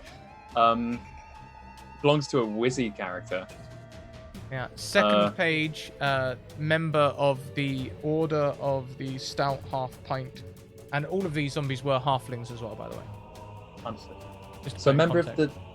of the Stout Half Pint is what you said. That's correct. Okay. So I'm not really the thinking type. So I'm gonna give this to literally anybody else, because I am less of a thinker, more of someone who's good at putting swords into things. So I guess I'll just give this to... Who's closest to me at this point? You're all within 5 feet of each other. You can sort of be huddled. Okay, I'll just give it to whoever stood to my left, because I don't want to play favorites. I'm more like you and less of the breeding type and more of the boots to asses sort. I think Understood. the phrase is. So I'll just ask the others. I first of all, apologies for interrupting your sleep. Truly won't let it happen again. Secondly, are either of you interested in reading? Because this is not really my field of expertise. Seagra, Yes. Here, you take this. I'm going back to bed. Suits me. I was I give the halfway book through a to- sleep cycle. I'll give the book to Sigurd. Okay. So, in my notes, I wrote Wizzy, calendar, intended HQ renovations, which is not a great note to write, but that is what I wrote. I guess, it's safe to kind of connect the dots that these halflings are probably the former residents of the Lighthouse. Could be. That would be my assumption too. Um, You want to give me an investigation check as you read the diary? okay. I would like to put a side note that if this sucks, it's because I just woke up and had to fight zombies. Hey. No, 23 is good. So this diary details the following things. Members of the Order of the Stout Half Pint going missing. First, tertiary staff, people who were upgrading the lighthouse, people who were, caretakers, cleaners, that sort of thing. Really on the front lines of the Order of the Stout Half Pint cleaning jobs, and then some of the actual heroes of the Order of the Half Pint as well. Towards the end of the book is a rather chilling account of ghouls and zombies resembling friends attacking them in the night. The last few notes are the last few entries talk of them describing the attacks. It reads, it doesn't seem to matter when we sleep. They always turn up 3 3/4 hours later, halfway through the 3rd sleep cycle. I've been getting by on just 2 sleep cycles to try and combat this, but I don't know how long I can keep getting by without getting a full rest. It would seem they had tried sleeping in the lighthouse. The last entry says that they were going to try and sleep out here in the tent.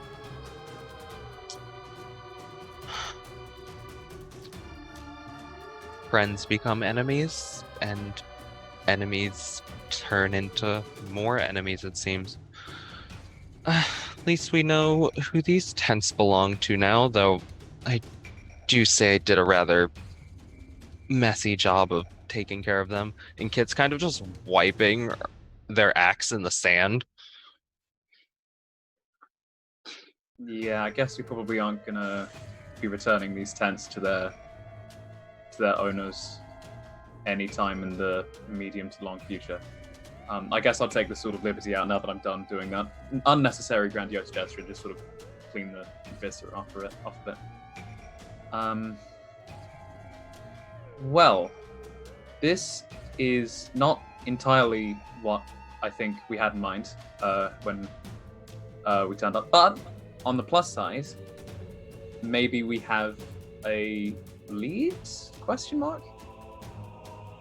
On.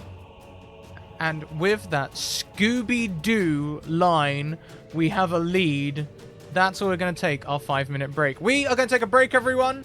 We are going to grab a drink, take a bio, stretch our legs, all of that good things.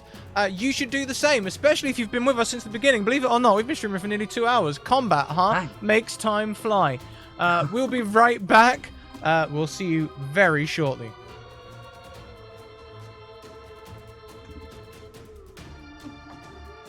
And your microphones are muted. Mine's not. See you, everyone. Bye, chat.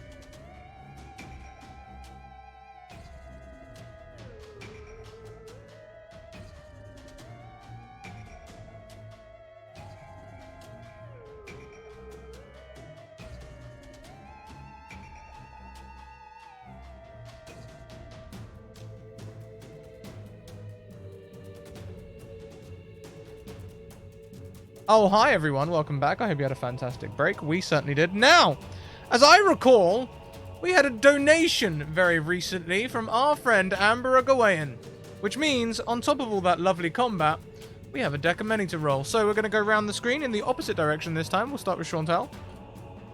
And we are going to draw from the deck of many. Chantel, please tell me when to stop. Stop.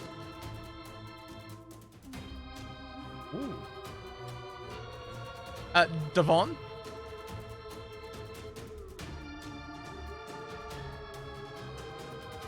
Stop.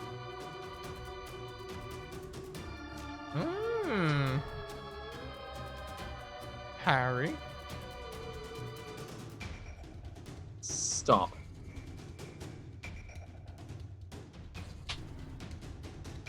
And Segra? Stop. Wow. Okay.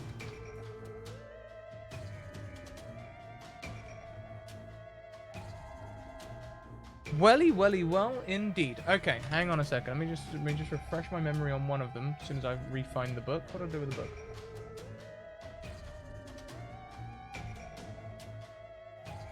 Oh no.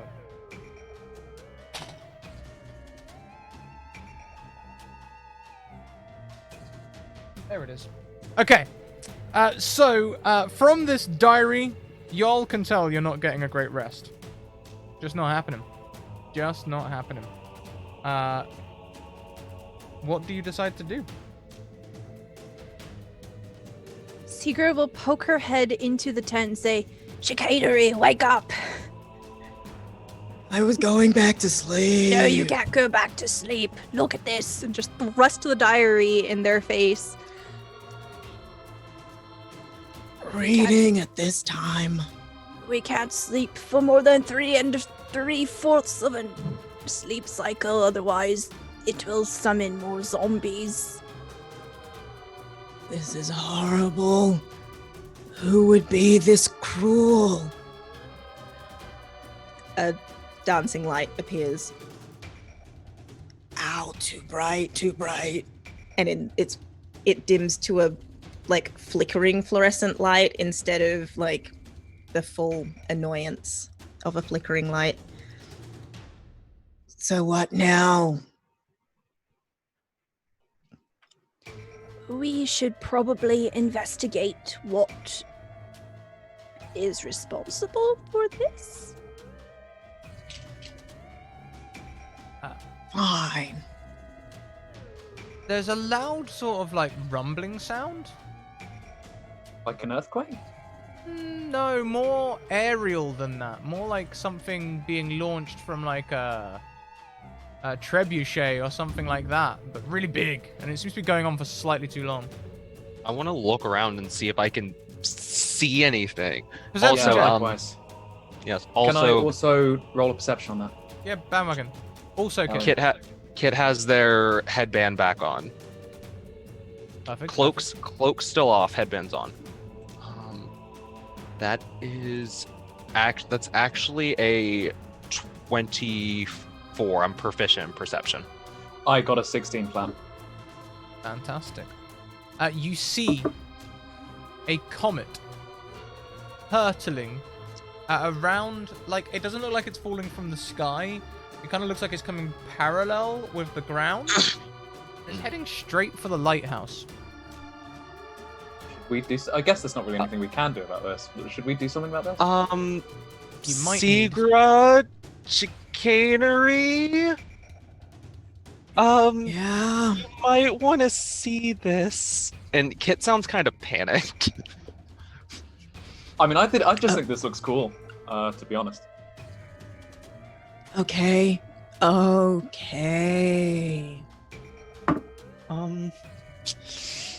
We should probably run. Yeah, probably should get some distance. And Get stuff run? Kit's gonna slot their great axe back on their back and start backing away slowly, but then faster, and then turning into a full sprint down the beach. I guess Carolinda will reluctantly she actually sheath the Sword of Liberty and just kind of run after everyone else, even though I kind of want to see how this pans out. The comet flies towards the top of the lighthouse.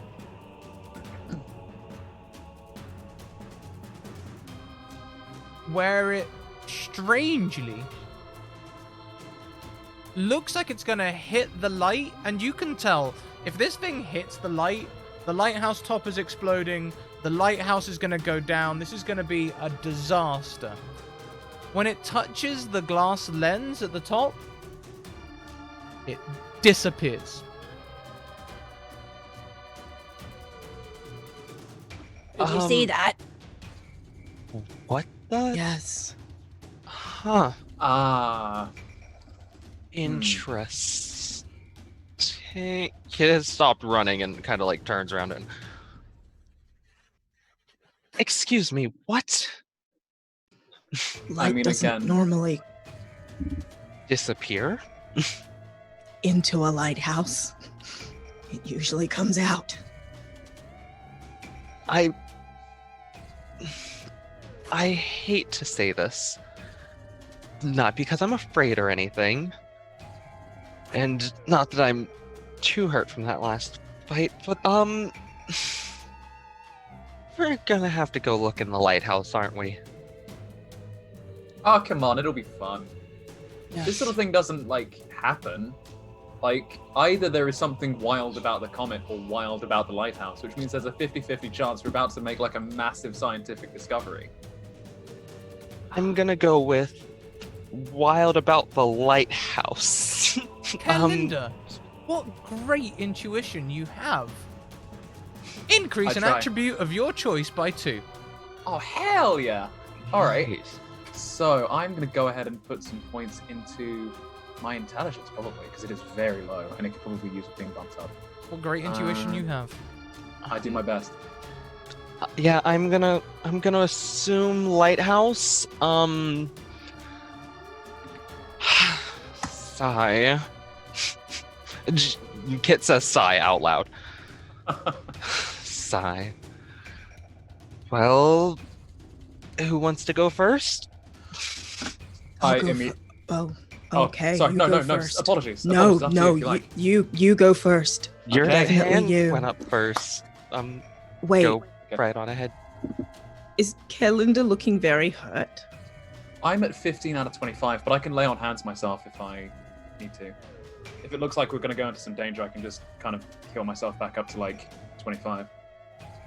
Yeah. Should we take a short rest? I think you two did. I don't think Kit or I No, did, do 'cause we you were- do you need one? We should take a Would it coffee. be better than have a Um, coffee break before All of we go us. in? Yeah, I guess it Oh. probably would be helpful. I'm not averse to it. It's fine by me. Well, I don't really do coffee. I'll just have some water. I have I'll second that. tea. As a bard, I can cast Song of Rest. So as we're taking this short rest, and if anyone's going to spend their hit die, they can regain an extra 1 die 6. And the way that this sounds as Sigra is singing is her just reading out her calendar out loud of all the appointments that she has. I love it. Excellent. I'm As just gonna use one of my hit dice. Yeah, sure. You can totally do that. And as you do this, Kit, are there any questions that you are maybe contemplating at the back of your mind? Anything that's sort of churning? Any burning? Hmm. I'm really wondering, Mhm. as far as everything that's happened tonight, is that why specifically do the undead always attack at that time? Has anybody else wondered that? Like, why before Yeah. the full sleep cycle ends, and what their connection is to this strange lighthouse? Hmm. As you are contemplating this, Kit, you think about this, and from out of nowhere, you have this revelation that for anyone to inflict that kind of torture upon creatures that do, of course, work for an Order of the Stout Half Pint, which is a member of the Acquisitions Incorporated crew, you would say perhaps it is a directed curse to try and put in effect some kind of corporate takeover. Not only this, the use of undead probably means that someone is manipulating events to make Acquisitions Incorporated look bad. Because who dies to undead these days? That's low-level adventurous stuff. Yeah, and then I just relay that to everyone else. I'm just kind of just like, yeah, especially, I mean, this screams hostile, sure, but Now, to honor the undead card, is so cliche. to honor the card, I could give you more information, but I think as you share that might, depending on how good their notes are, spur a conversation with Chicanery and Seagra. Let's see how it goes. Now, we've come across a necromancer before that left undead horses and undead people. We Those keep poor coming horses. across this this necromancer. Is there any evidence of that symbol with the A dragon. is it a dagger through? Yeah, No. it's a dragon head with a dagger going straight up. A dragon's skull, specifically. Yeah. And if you check the nearby zombie that Kerlinda laid out, they do too have that symbol on their chest. Hooper Grand Shoop. Hooper who? I'm sorry. Who? Bless you. Gesundheit? Busseltoff? I Thank think I have a you. tissue somewhere. If... Oh yes, yes, please. Huber is the person we are looking for. Ah. The reason for our being contracted is gradually becoming more and more Clear. maybe clear. Boopity boop. Now, because of time, there were things on levels 3 and 4 of the Lighthouse. But there is not anything on levels 3 and 4 of the Lighthouse as you make your way up. In fact, you get to the top with surprising ease. Perhaps it was the things on levels 3 and 4 that came to attack you in the night. Who knows? Who's to say? But as you all have this conversation and talk about Huber Grandshoop, you make your way, you arrive at the gloomy lighthouse top, dancing with shadows as the brazier is dimly lit, casting light across the bay. It is, of course, nighttime. There's a 10-foot wide catwalk that encircles the 15-foot high lantern room housing the lighthouse's crystal lens. The lens rotates lazily, but rather than shedding light, it emanates an aura of cold shadow. The walls of the lantern room are 5-foot wide panels of glass set with a single glass door. Can I... Pardon me. Can I use Divine Sense to detect good and evil within a radius of 60 feet? Sure! No, not a radius yeah. of 60 feet. I believe it's in a radius of 30 feet, but it's a 60-foot sphere around me.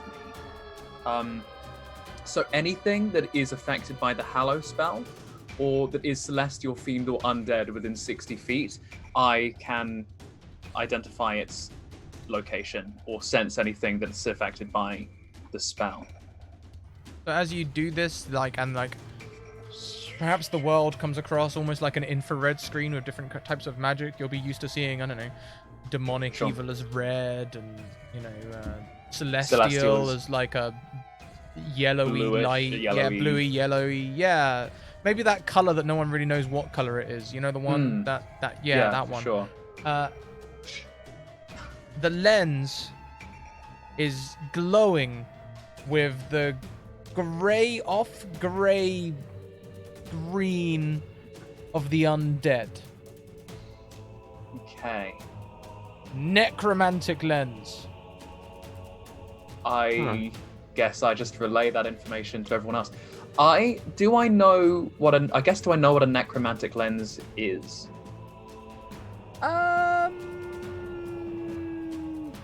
Perhaps only literally. It is a lens that seems to have been affected by necromancy. That lens there, guys, it's been affected by necromancy. So, does anyone have the ability to dispel magic, or should I just smash the lens? Oh, I don't know about smashing the lens. I mean, if we smash it, maybe we'll release some sort of dangerous energy, or worse, like maybe it's like some sort of nightmare creature is being held. Maybe the necrotic energy isn't the lens, but it's something that's being held captive by it. If we smash the lens, we might release some sort of even worse thing. Seagra, chicanery, thoughts? I'm hearing what you're saying, but I'm also sleep deprived, and if we smash it, it might mean I can go to bed. You raised an excellent point. We should definitely smash the lens. Seagra looks thoughtful as she just silently recalls attacking a Grim Reaper and being trapped in a card and all kinds of things that are awful and being trapped inside of stuff. And she's like, sleep does sound like a good idea. Yes, let's do that. All right, then. You want to go ahead and smash the lens? You all... it's a lens. There's probably going to be glass. You all might want to stand back a little bit. As Kit pulls the axe off their back and swings it in their hand, grabs it with both hands, and swings it into the lens. As the hammer makes contact with the lens,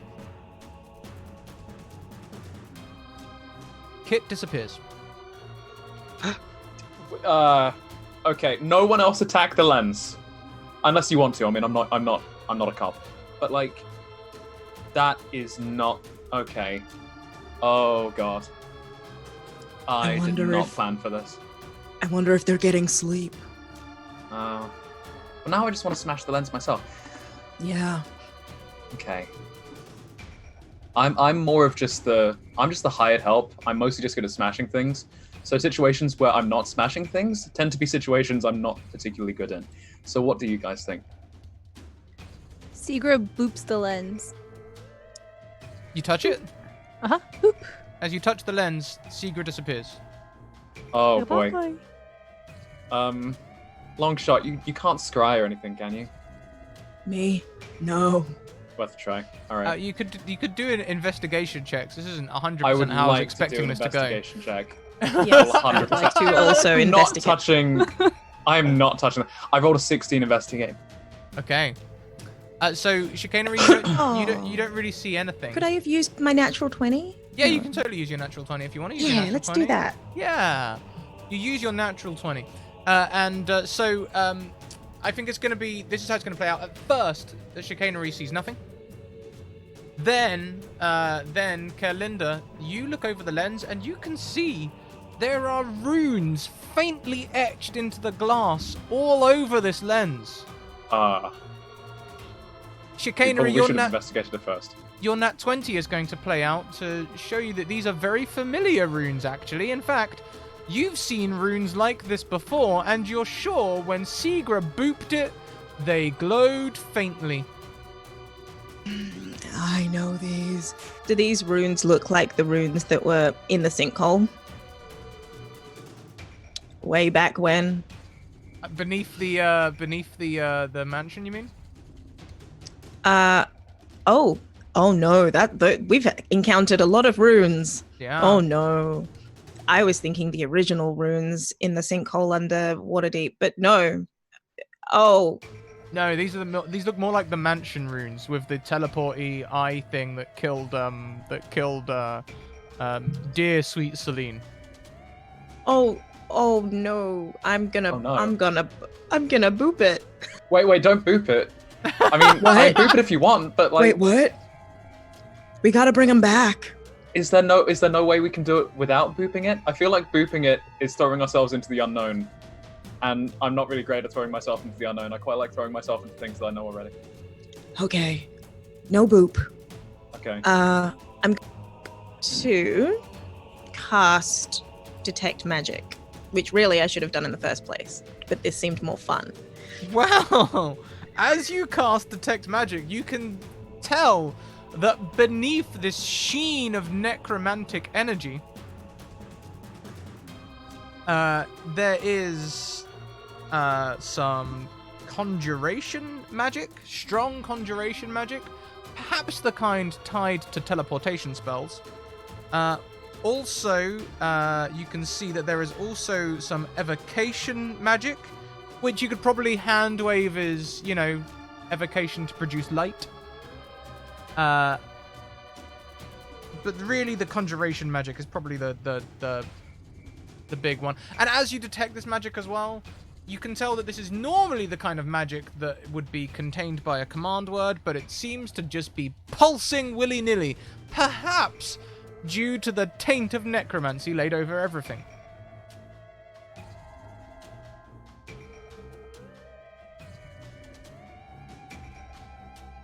Okay. I relay this information. I mean, you seem like you've seen this set up before. So if you think it would be better for us to boot the lens and just see where the chips fly, I will just go along with it. But I'm gonna level that I am fully on 15 HP, and that if we end up fighting a Tarask, I will run. And you guys are on your own.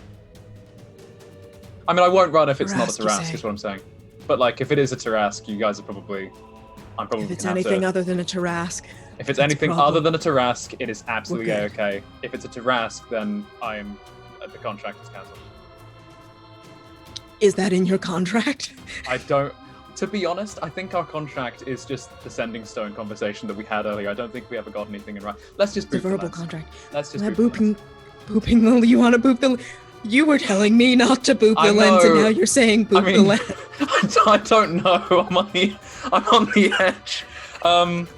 What do you think we should do? Because you seem like you know more about this than I do. Oh, yes, it always does seem like I do, doesn't it? I'm detecting a pattern, yeah. Yes. Oh. Can I... Okay, dumb question.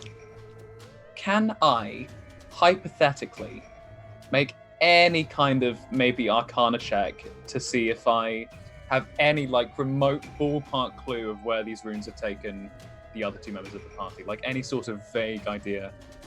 Like, long shot? Sure. Let's do it. If you roll really well, I'll give you some extra information. I'll use my nat 20. Boom. On the nat 20, you can tell that they teleport to somewhere very nearby. It's not as though they go to a different plane or anything. It's actually not even a matter of miles. This is very weak teleportation. Okay.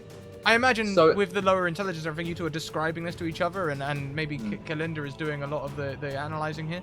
Not only that, you also reckon that the necromantic magic is slightly broken, and if you were to stop... Well, you'll also probably suss out that the necromantic energy powers all of the undead lurking around. But not only that, you also figure out that if you do remove or taint the necromantic energy, then the crystal, the lens, will go back to requiring a command word to be used. Okay. Cool. So, what if... Okay, so I relay that, and I say, maybe if... Okay, first of all, I think it hasn't sent them very far, because the runes don't look that strong. So... Okay, not far. So, they're probably within, I don't know, a few... Probably within a radius of like 500 to 1,000 feet would be my guess. Would that be a fair assessment based on the information? Okay, solid. Yeah. So within a radius of about 500 to 1,000 feet of this location. Hopefully not in the ocean. That's the thought. That's something I didn't think of. They might have been teleported into the ocean. what's going to happen, or what Chicanery is going to do is, as soon as they hear that they could be close, they're going to start like randomly pointing in directions and trying to call Segra using message. Just random directions. Segra. I'm also going to point, but my pointing doesn't do anything. I just think I'm helping. Do you point straight down, Chicanery? Did you point straight down there? Yeah. When you point straight down, we're going to pan away to the other two. Kit, you are the first to arrive. A blinding flash leaves an indelible mark in your brain as you step into the lens. When your vision clears, you find yourself in the corner of a stone chamber filled with laboratory and arcane equipment. As your eyes clear from the blinding light, another blinding light flares up, blinding you once more as Segra appears next to you. Tall bookcases filled with tomes line two walls, while the other walls feature long tables covered with alembics. Flasks, cauldrons, beakers, and containers holding weird reagents and components.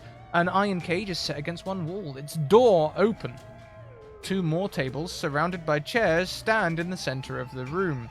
The first contains a variety of humanoid body parts, all on the small side. The second table holds a tiefling restrained with leather straps. She's struggling against the bonds with a wild look on her face. Standing near the tiefling's table is an odd-looking construct with an even more oddly placed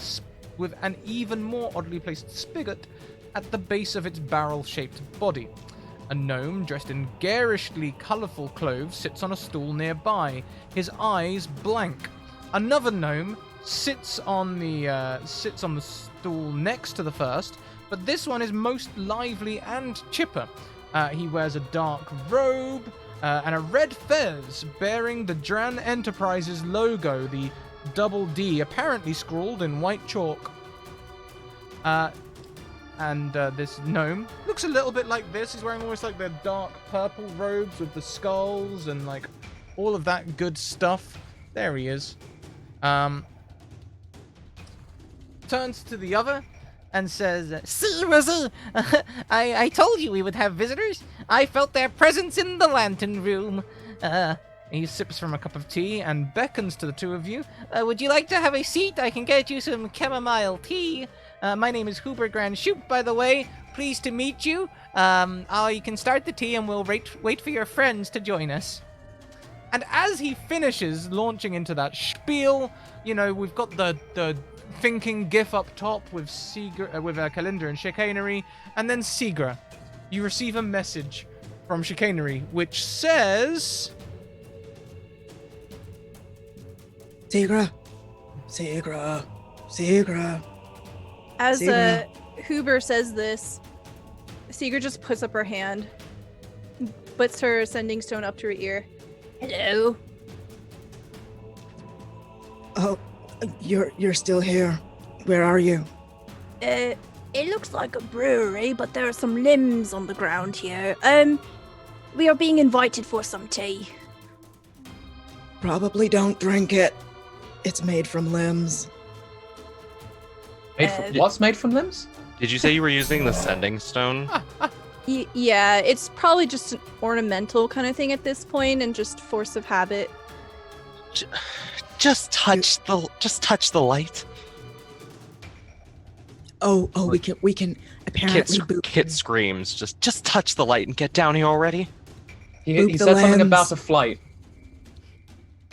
Boop the lens. We're booping the lens. Are we for sure booping the lens? I want to be really, really clear.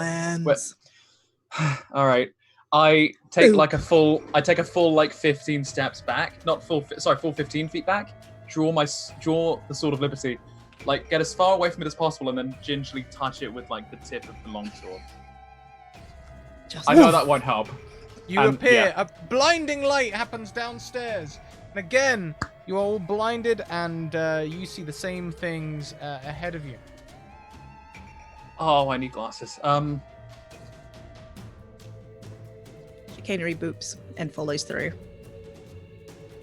No, Chicanery boops and also ends up in the same place.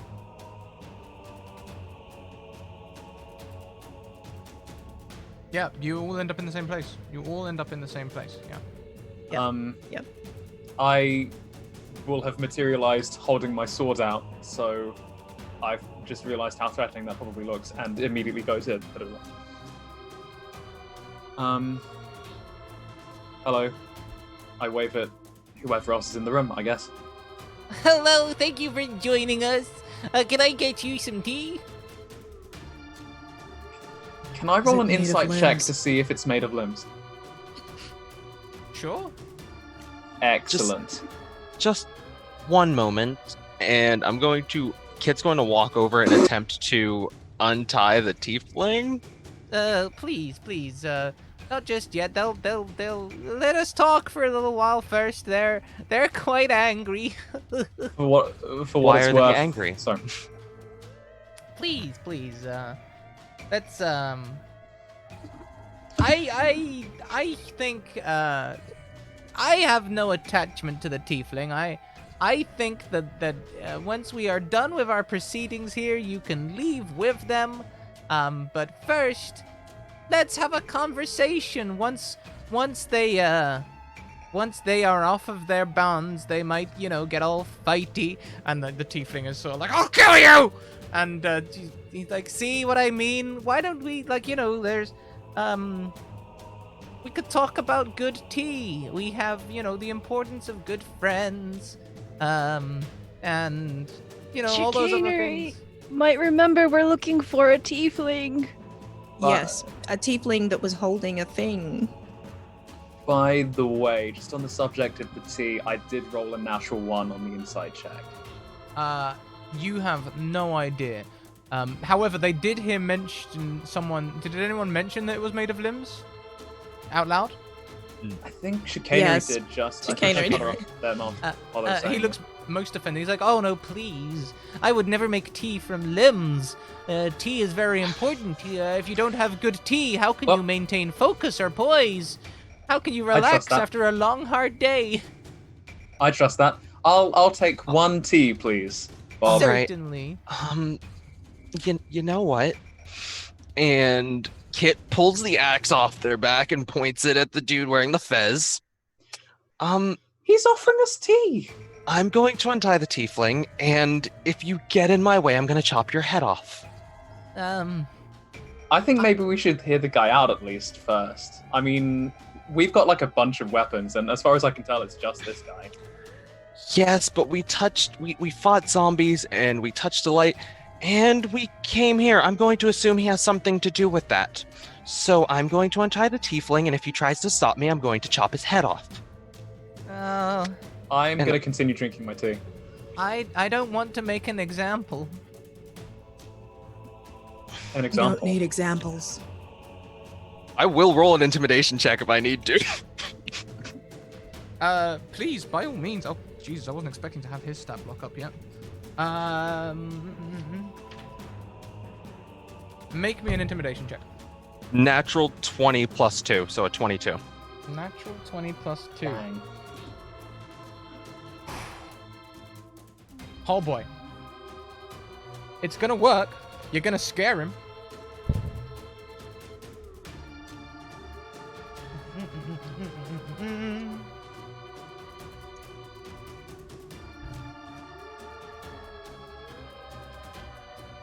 I'll have to find a stat block later. If it makes you feel any better, we can have I'm going to untie them. We can have a conversation. I will make sure they don't attack you. I can probably hold them back. Ooh, please, you seem a little dangerous yourself, just like the tiefling. He's going to cast Hold Person. What kind? Isn't that? Do I have to make a save? I don't know. I haven't looked it up yet. Teehee.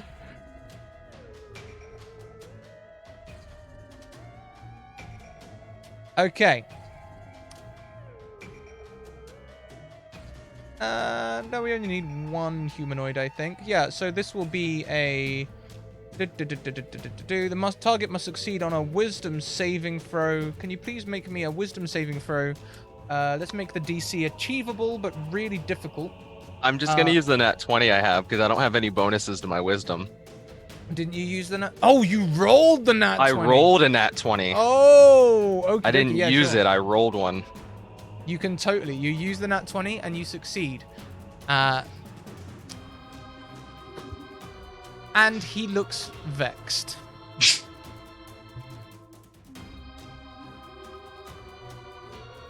We're not in initiative at this point.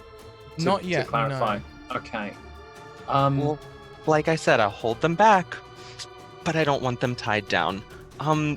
Sigra, chicanery, do either of you know about this person, this tiefling, this guy in a fez?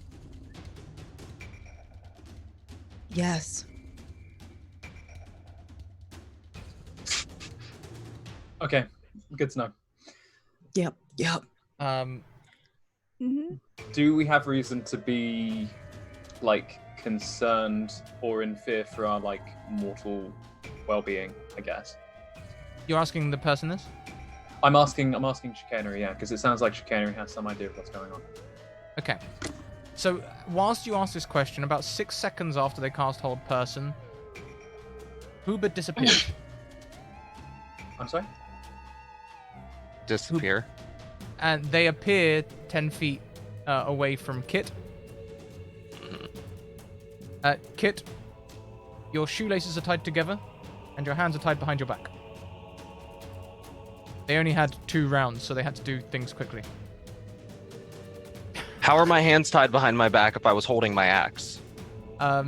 It's weird. 1 minute you're like this, and then the next minute you've sort of blurred around like this. It's as though someone might have cast the 9th level transmutation spell, time stop. Yeah, okay, time stop. Alright. What the? Damn it. Now, as I said, I don't want to make an example. I really have no reason to want to kill you all. I just want to have a conversation. I don't think you all really work for Acquisitions Incorporated, do you? So we can just have a conversation. Like I say, you can take them once we're done. I just want you to understand the gravitas of what's going on here. What do you want? Oh, just to talk. I haven't had any company for a while. You've met Omindran, right? Twice? Yeah. How do you know? I like to keep tabs on people. I like to keep tabs, especially when I think that people might end up working for them, and that's not what we want, you know? I hate to tell you this, but Acquisitions Incorporated, they're evil. They'll kill. Did you not hear? I mean, they basically got me where I am, and I can tell you this is a direct quote from Omindran. I wrote it down at the time. Necromancy as a business model needs more discussion, I think. Who hasn't had a fantasy that had that fantasy about having all undead employees? That's Omindran. He said that. Homindran wouldn't say something like that. I mean, he funded my research. You might have seen my handiwork. That lens up there is yours. Oh, do you like it? I think I knocked some of your handiwork through a window earlier. Yes. Can I start untying It my was hands? really or, like impressive. attempting to? Yeah, of course you can. Make me a strength check. Oh, Secret Well- will help Kit. Sorry. Strength Well, I'm check, just just a making flat the strength strength check, check. or athletics.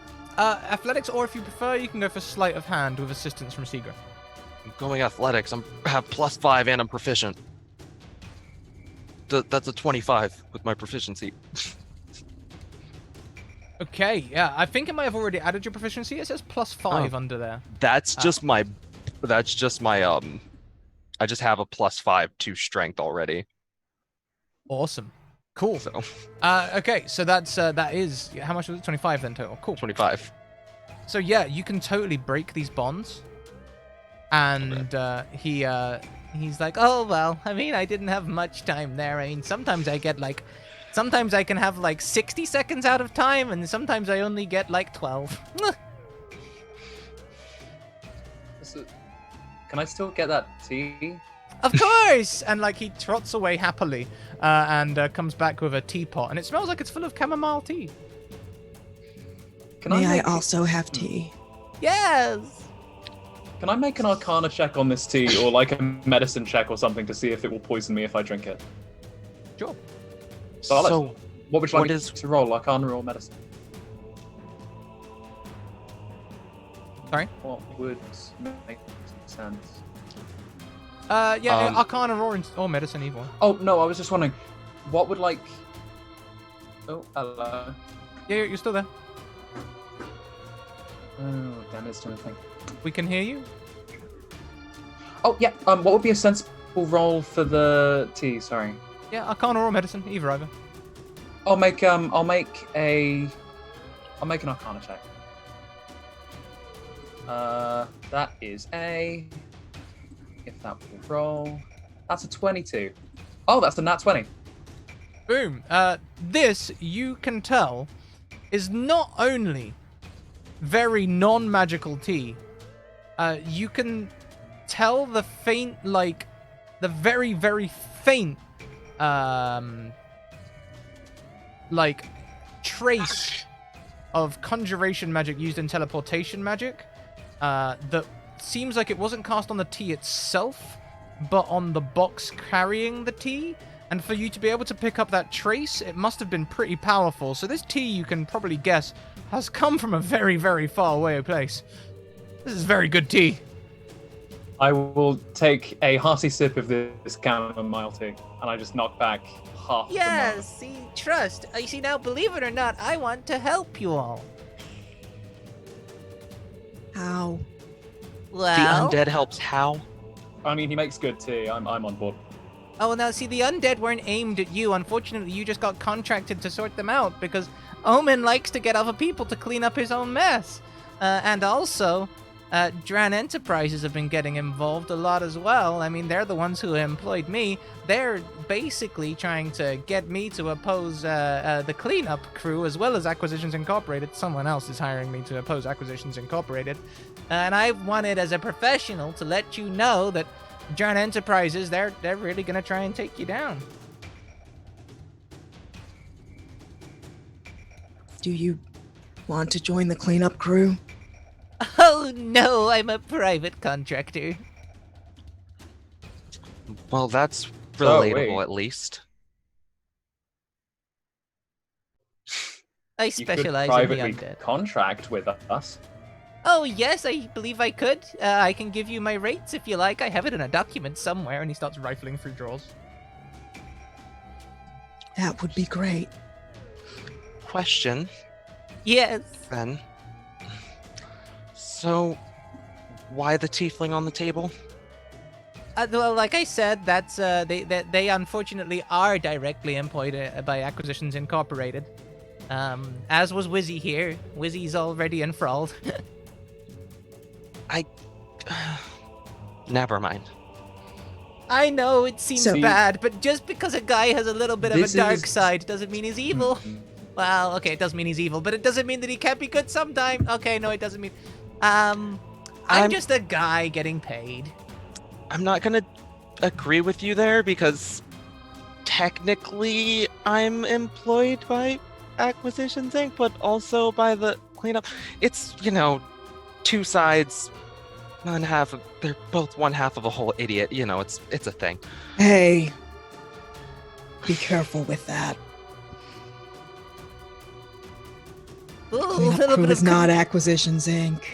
a little bit of contention in the ranks, yes.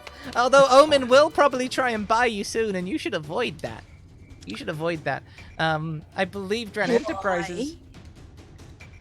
What if Omen Dran buys out the cleanup crew? Don't you know what he's Yes. done to all the other companies that he bought out? Well, Strip the assets. Strips the assets, fires the employees, gets rid of the competition. He's all chummy with you right up until you sign the paper. Talk about hostile. What do you plan on doing with the tiefling? Well, they will be. Hang on a minute. Let me just have a quick look here. They gave me a dossier.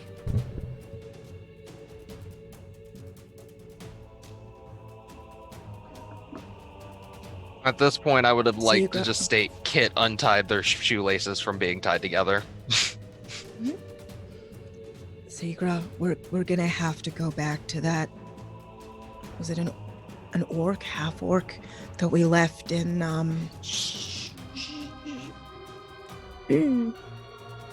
I don't know what you're talking about. I'm not talking about anything. Everyone at the mansion died. What are you guys talking about? Kit kind of gives chicanery a side eye, but says nothing, and gives Seagra this look that's like, "You can explain later if you want, or don't." Sigrid does Okay. a not so subtle like pointing her head at Hoover, who's in the room. I was lost in reading for a second there. I've got it now. They just wanted me to specifically use these people as a part of my experiments. I guess that's why I couldn't remember. I got so caught up in things. I've been making great strides with understanding the barriers between life and death. How Sounds do like we you've been doing some fine work. Why, thank how you. do we get you to not do that? Oh, like I say, I can stop right now. Really, at this point, I'm done here. This place is already dismantled. I was just continuing my own research. Let's Can see. you continue your research on people that aren't alive? Well, you know, they technically weren't alive in the first place. I meant the tiefling and the gnome. Yeah, that's what I meant mean. the tiefling and the... They're definitely alive. Well, Well, the tiefling seems to be at the very least. that's the thing about some of the undead, and that's what I've been researching. Some of the ones that aren't alive really look alive. I mean, like, ghouls definitely look more dead than zombies who still have control of the flesh. Zombies look more dead than, say, vampires. Vampires look more dead than, say, oh, I don't know, there's gotta be, I'm drawing a blank here, but you know what I mean. There's like degrees. I can understand. You know what? What was your name again? Huber. My name's Huber. Huber Grand Shoop. Huber, why don't we take what you told us? I think that's some very interesting and valuable information. And we'll just pretend I personally have no problem with pretending that I never saw you. And you can just go, and when you're a safe enough distance away, I'll let this one go so they don't try to kill you. I tell you what, you're going on exactly the right lines. That's exactly where I was going with this. I really like this lab. I didn't build this. It was some wizard who used to live here apparently fancied the idea of retiring by the sea, and he built this laboratory, this secret lab under the lighthouse, and I really like it. So, here's my offer. I'll get to you in just a second, Karen. Let me give you my offer first, okay? You can leave with the tiefling and the gnome. You can take them, okay? If you just leave me here to this lab and my research, you know, I'm really keen on carrying on my research here. And now, that's like part one of the deal, okay? Like, that's almost a granted. If you take that, then I'm very happy, and I'm sure you will be too. Now, if you don't like that, I mean, I guess we'll have to fight. That's not, you know, I'll probably run away. I don't much like fighting. I'll probably flee. But you'll have to fight my minions, and then, that won't be fun for anyone, I don't think. If you don't like the idea of fighting, if you like the idea of being friends, we all need good friends, right? Then we can, maybe I could give you a job as a sign of our friendship, you know? Get you some work, and we can be friends. I'm a quest giver NPC. Secret chicanery? Well, as first, a- Carolinda, you had something? Yeah, I was just wondering, is my Detect Good and Evil still active? Oh yeah, dripping with evil, just like a miasma All right. of all the different colors of evil. Oh, I see. Okay. I don't trust In you about that as far as I can case- throw you. I'm But, gonna it's like- lean into Kit. It's like this though, okay? This is going to be a new thing that you've seen here, Kalinda. Because not only are they dripping with evil, it seems like all the different types of evil are fighting for attention. So he's not like fully evil in any one way. Interesting. It's like he's distracted by all the different types of evil, so he might not actually be that bad, because he never actually moves in any true motivation in any direction. I lean into Kit and I whisper, "This guy is so evil. I don't think he's actually realized that he's evil yet. I don't think he actually knows. I think So- he's so distracted by all the kinds of evil that he is that he doesn't realize it yet. So evil in a dumb way. Got it. It's like the horseshoe. Like you go so far around the cycle of being evil that you go back to being good again. Maybe not Right. good. Probably good is not the correct word to be using to describe this guy. Right. But like Okay. something is off, and I don't think I'm on board with it. I think maybe we should kill him. And I'm whispering this so that the guy that we're about to maybe kill This- doesn't hear us say it. This guy just stopped time and tied my shoelaces together, and he did say we would have to fight minions, and I'm getting kind of tired. Segra, chicanery thoughts. I'm perfectly okay with letting him go and not fighting again. And he can have this. He can have the lab if he takes the necromancy thing off the lighthouse light, and we take the tiefling and go. I'm fine with that. What do you? Segra pulls out her sending stone and looks to chicanery. You see her like flipping through, and she says, "I've got an opening for a job. What do you think?" Yeah, what kind of job? I like quests. Oh, wonderful. Chicanery is just gonna quietly cast dancing lights above Huber's head because he's a quest giver NPC. Oh, I used to do this when I was in college. Okay, well, let's get down to business then. Now, for you two, I've got this quest, and for you two, I've got. And we're gonna fade out the volume as he goes into the details of the quests that he will give you, as this is where we're going to leave the game this week. Right. Cool. Solid. How's everyone feeling? Ooh. How do we like That Hoover? was great. That was. I love that guy. Interesting. It's fun. My favorite. Very interesting. Yeah, I just I wanted to. trust him completely. I just wanted an excuse to roll an intimidation check, and I ended up getting a really good roll. Instead, he tied my shoes together. Yeah, like I've actually caught up on the thing here as well, and they're like, Hoover's too powerful to have a stat block. Just cast these spells if they put up a fight. It's like, oh, okay. Well. Well. Goodness. Oh boy. All right then. Incredible. Here we are at the end. We're gonna go around, say goodbye to everyone. We're gonna talk about our sponsors, and then we'll roll some credits.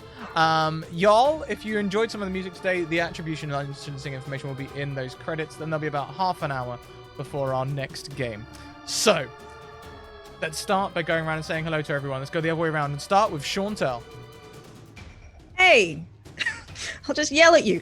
I am Chantel B. You can find me at Chantel B on Twitter. You can find me at wordswithcolor.com. You can find me at Do Respite, streaming pretty consistently.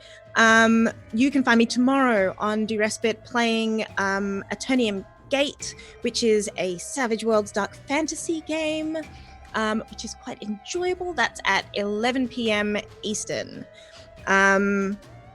I really enjoyed tonight. It was fun. Thank you, everyone. Fantastic, and thank you. Next around, we go to Devon. Oh, hi, Devon. Hello. I'm Devon. That was a lot of fun, actually. That was really goofy and very entertaining, and I needed a lighthearted game in my life. You can find me on Twitter at GWDevon_. You can find me on Twitch at GWDevon. And starting very soon, you'll be able to find me as Mizarates, Fire Genasi Barbarian, ? At twitch.tv/Raven, RAVVYN, doing a Monday night campaign. Fantastic.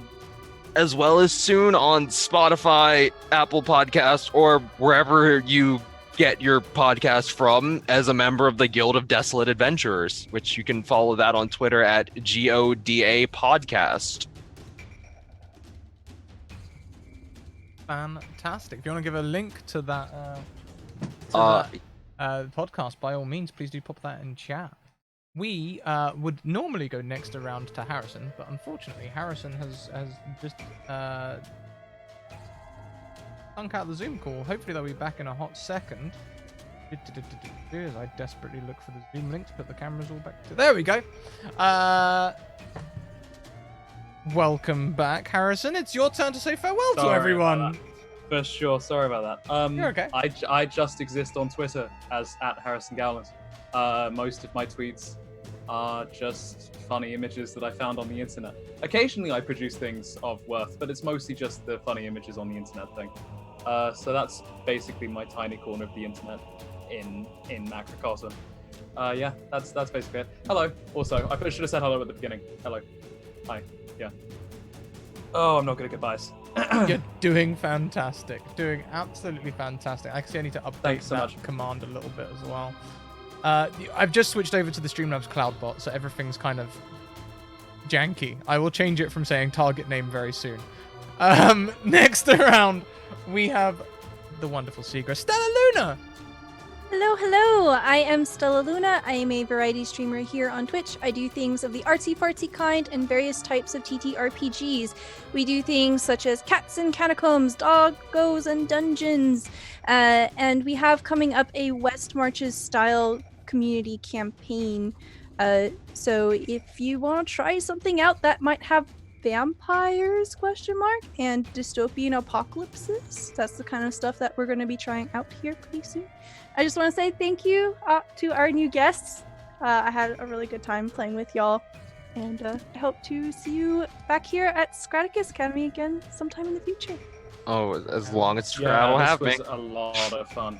Yeah, You bet. this was really Okay. great. Thank you so much. I'm glad you enjoyed it. Let's talk about our sponsors. Everyone, please go and check out Mage Hand Press.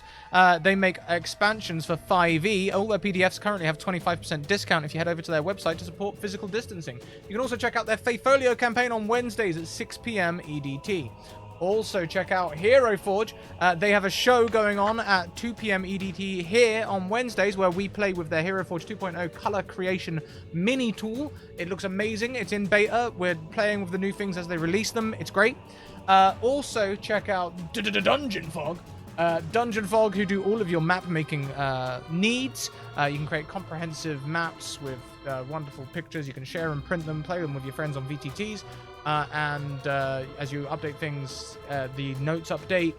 It's wonderful. I've got a code there, 10% discount on their premium features. Also, new thing today, the Deck of Many, with the cat hair on your tongue, the Deck of Many have released their new Kickstarter, which is doing I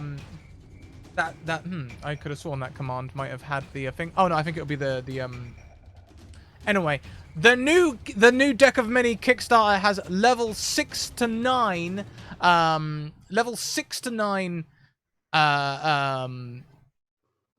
spell reference cards for 5e, and it also has there we go. It also has tarot cards, animated tarot cards that you can play with and play into things. I know Alice is very, very keen to get her hands on those and bring them in. She prefers the story element anyway. So that will be very, very, very, very fun. So go and check it out. The new Kickstarter, the link's there. That's me. You all know me. Be back in probably more like 25 minutes for our next show. And as always, keep on evoking emotions. We'll see you later on. Bye.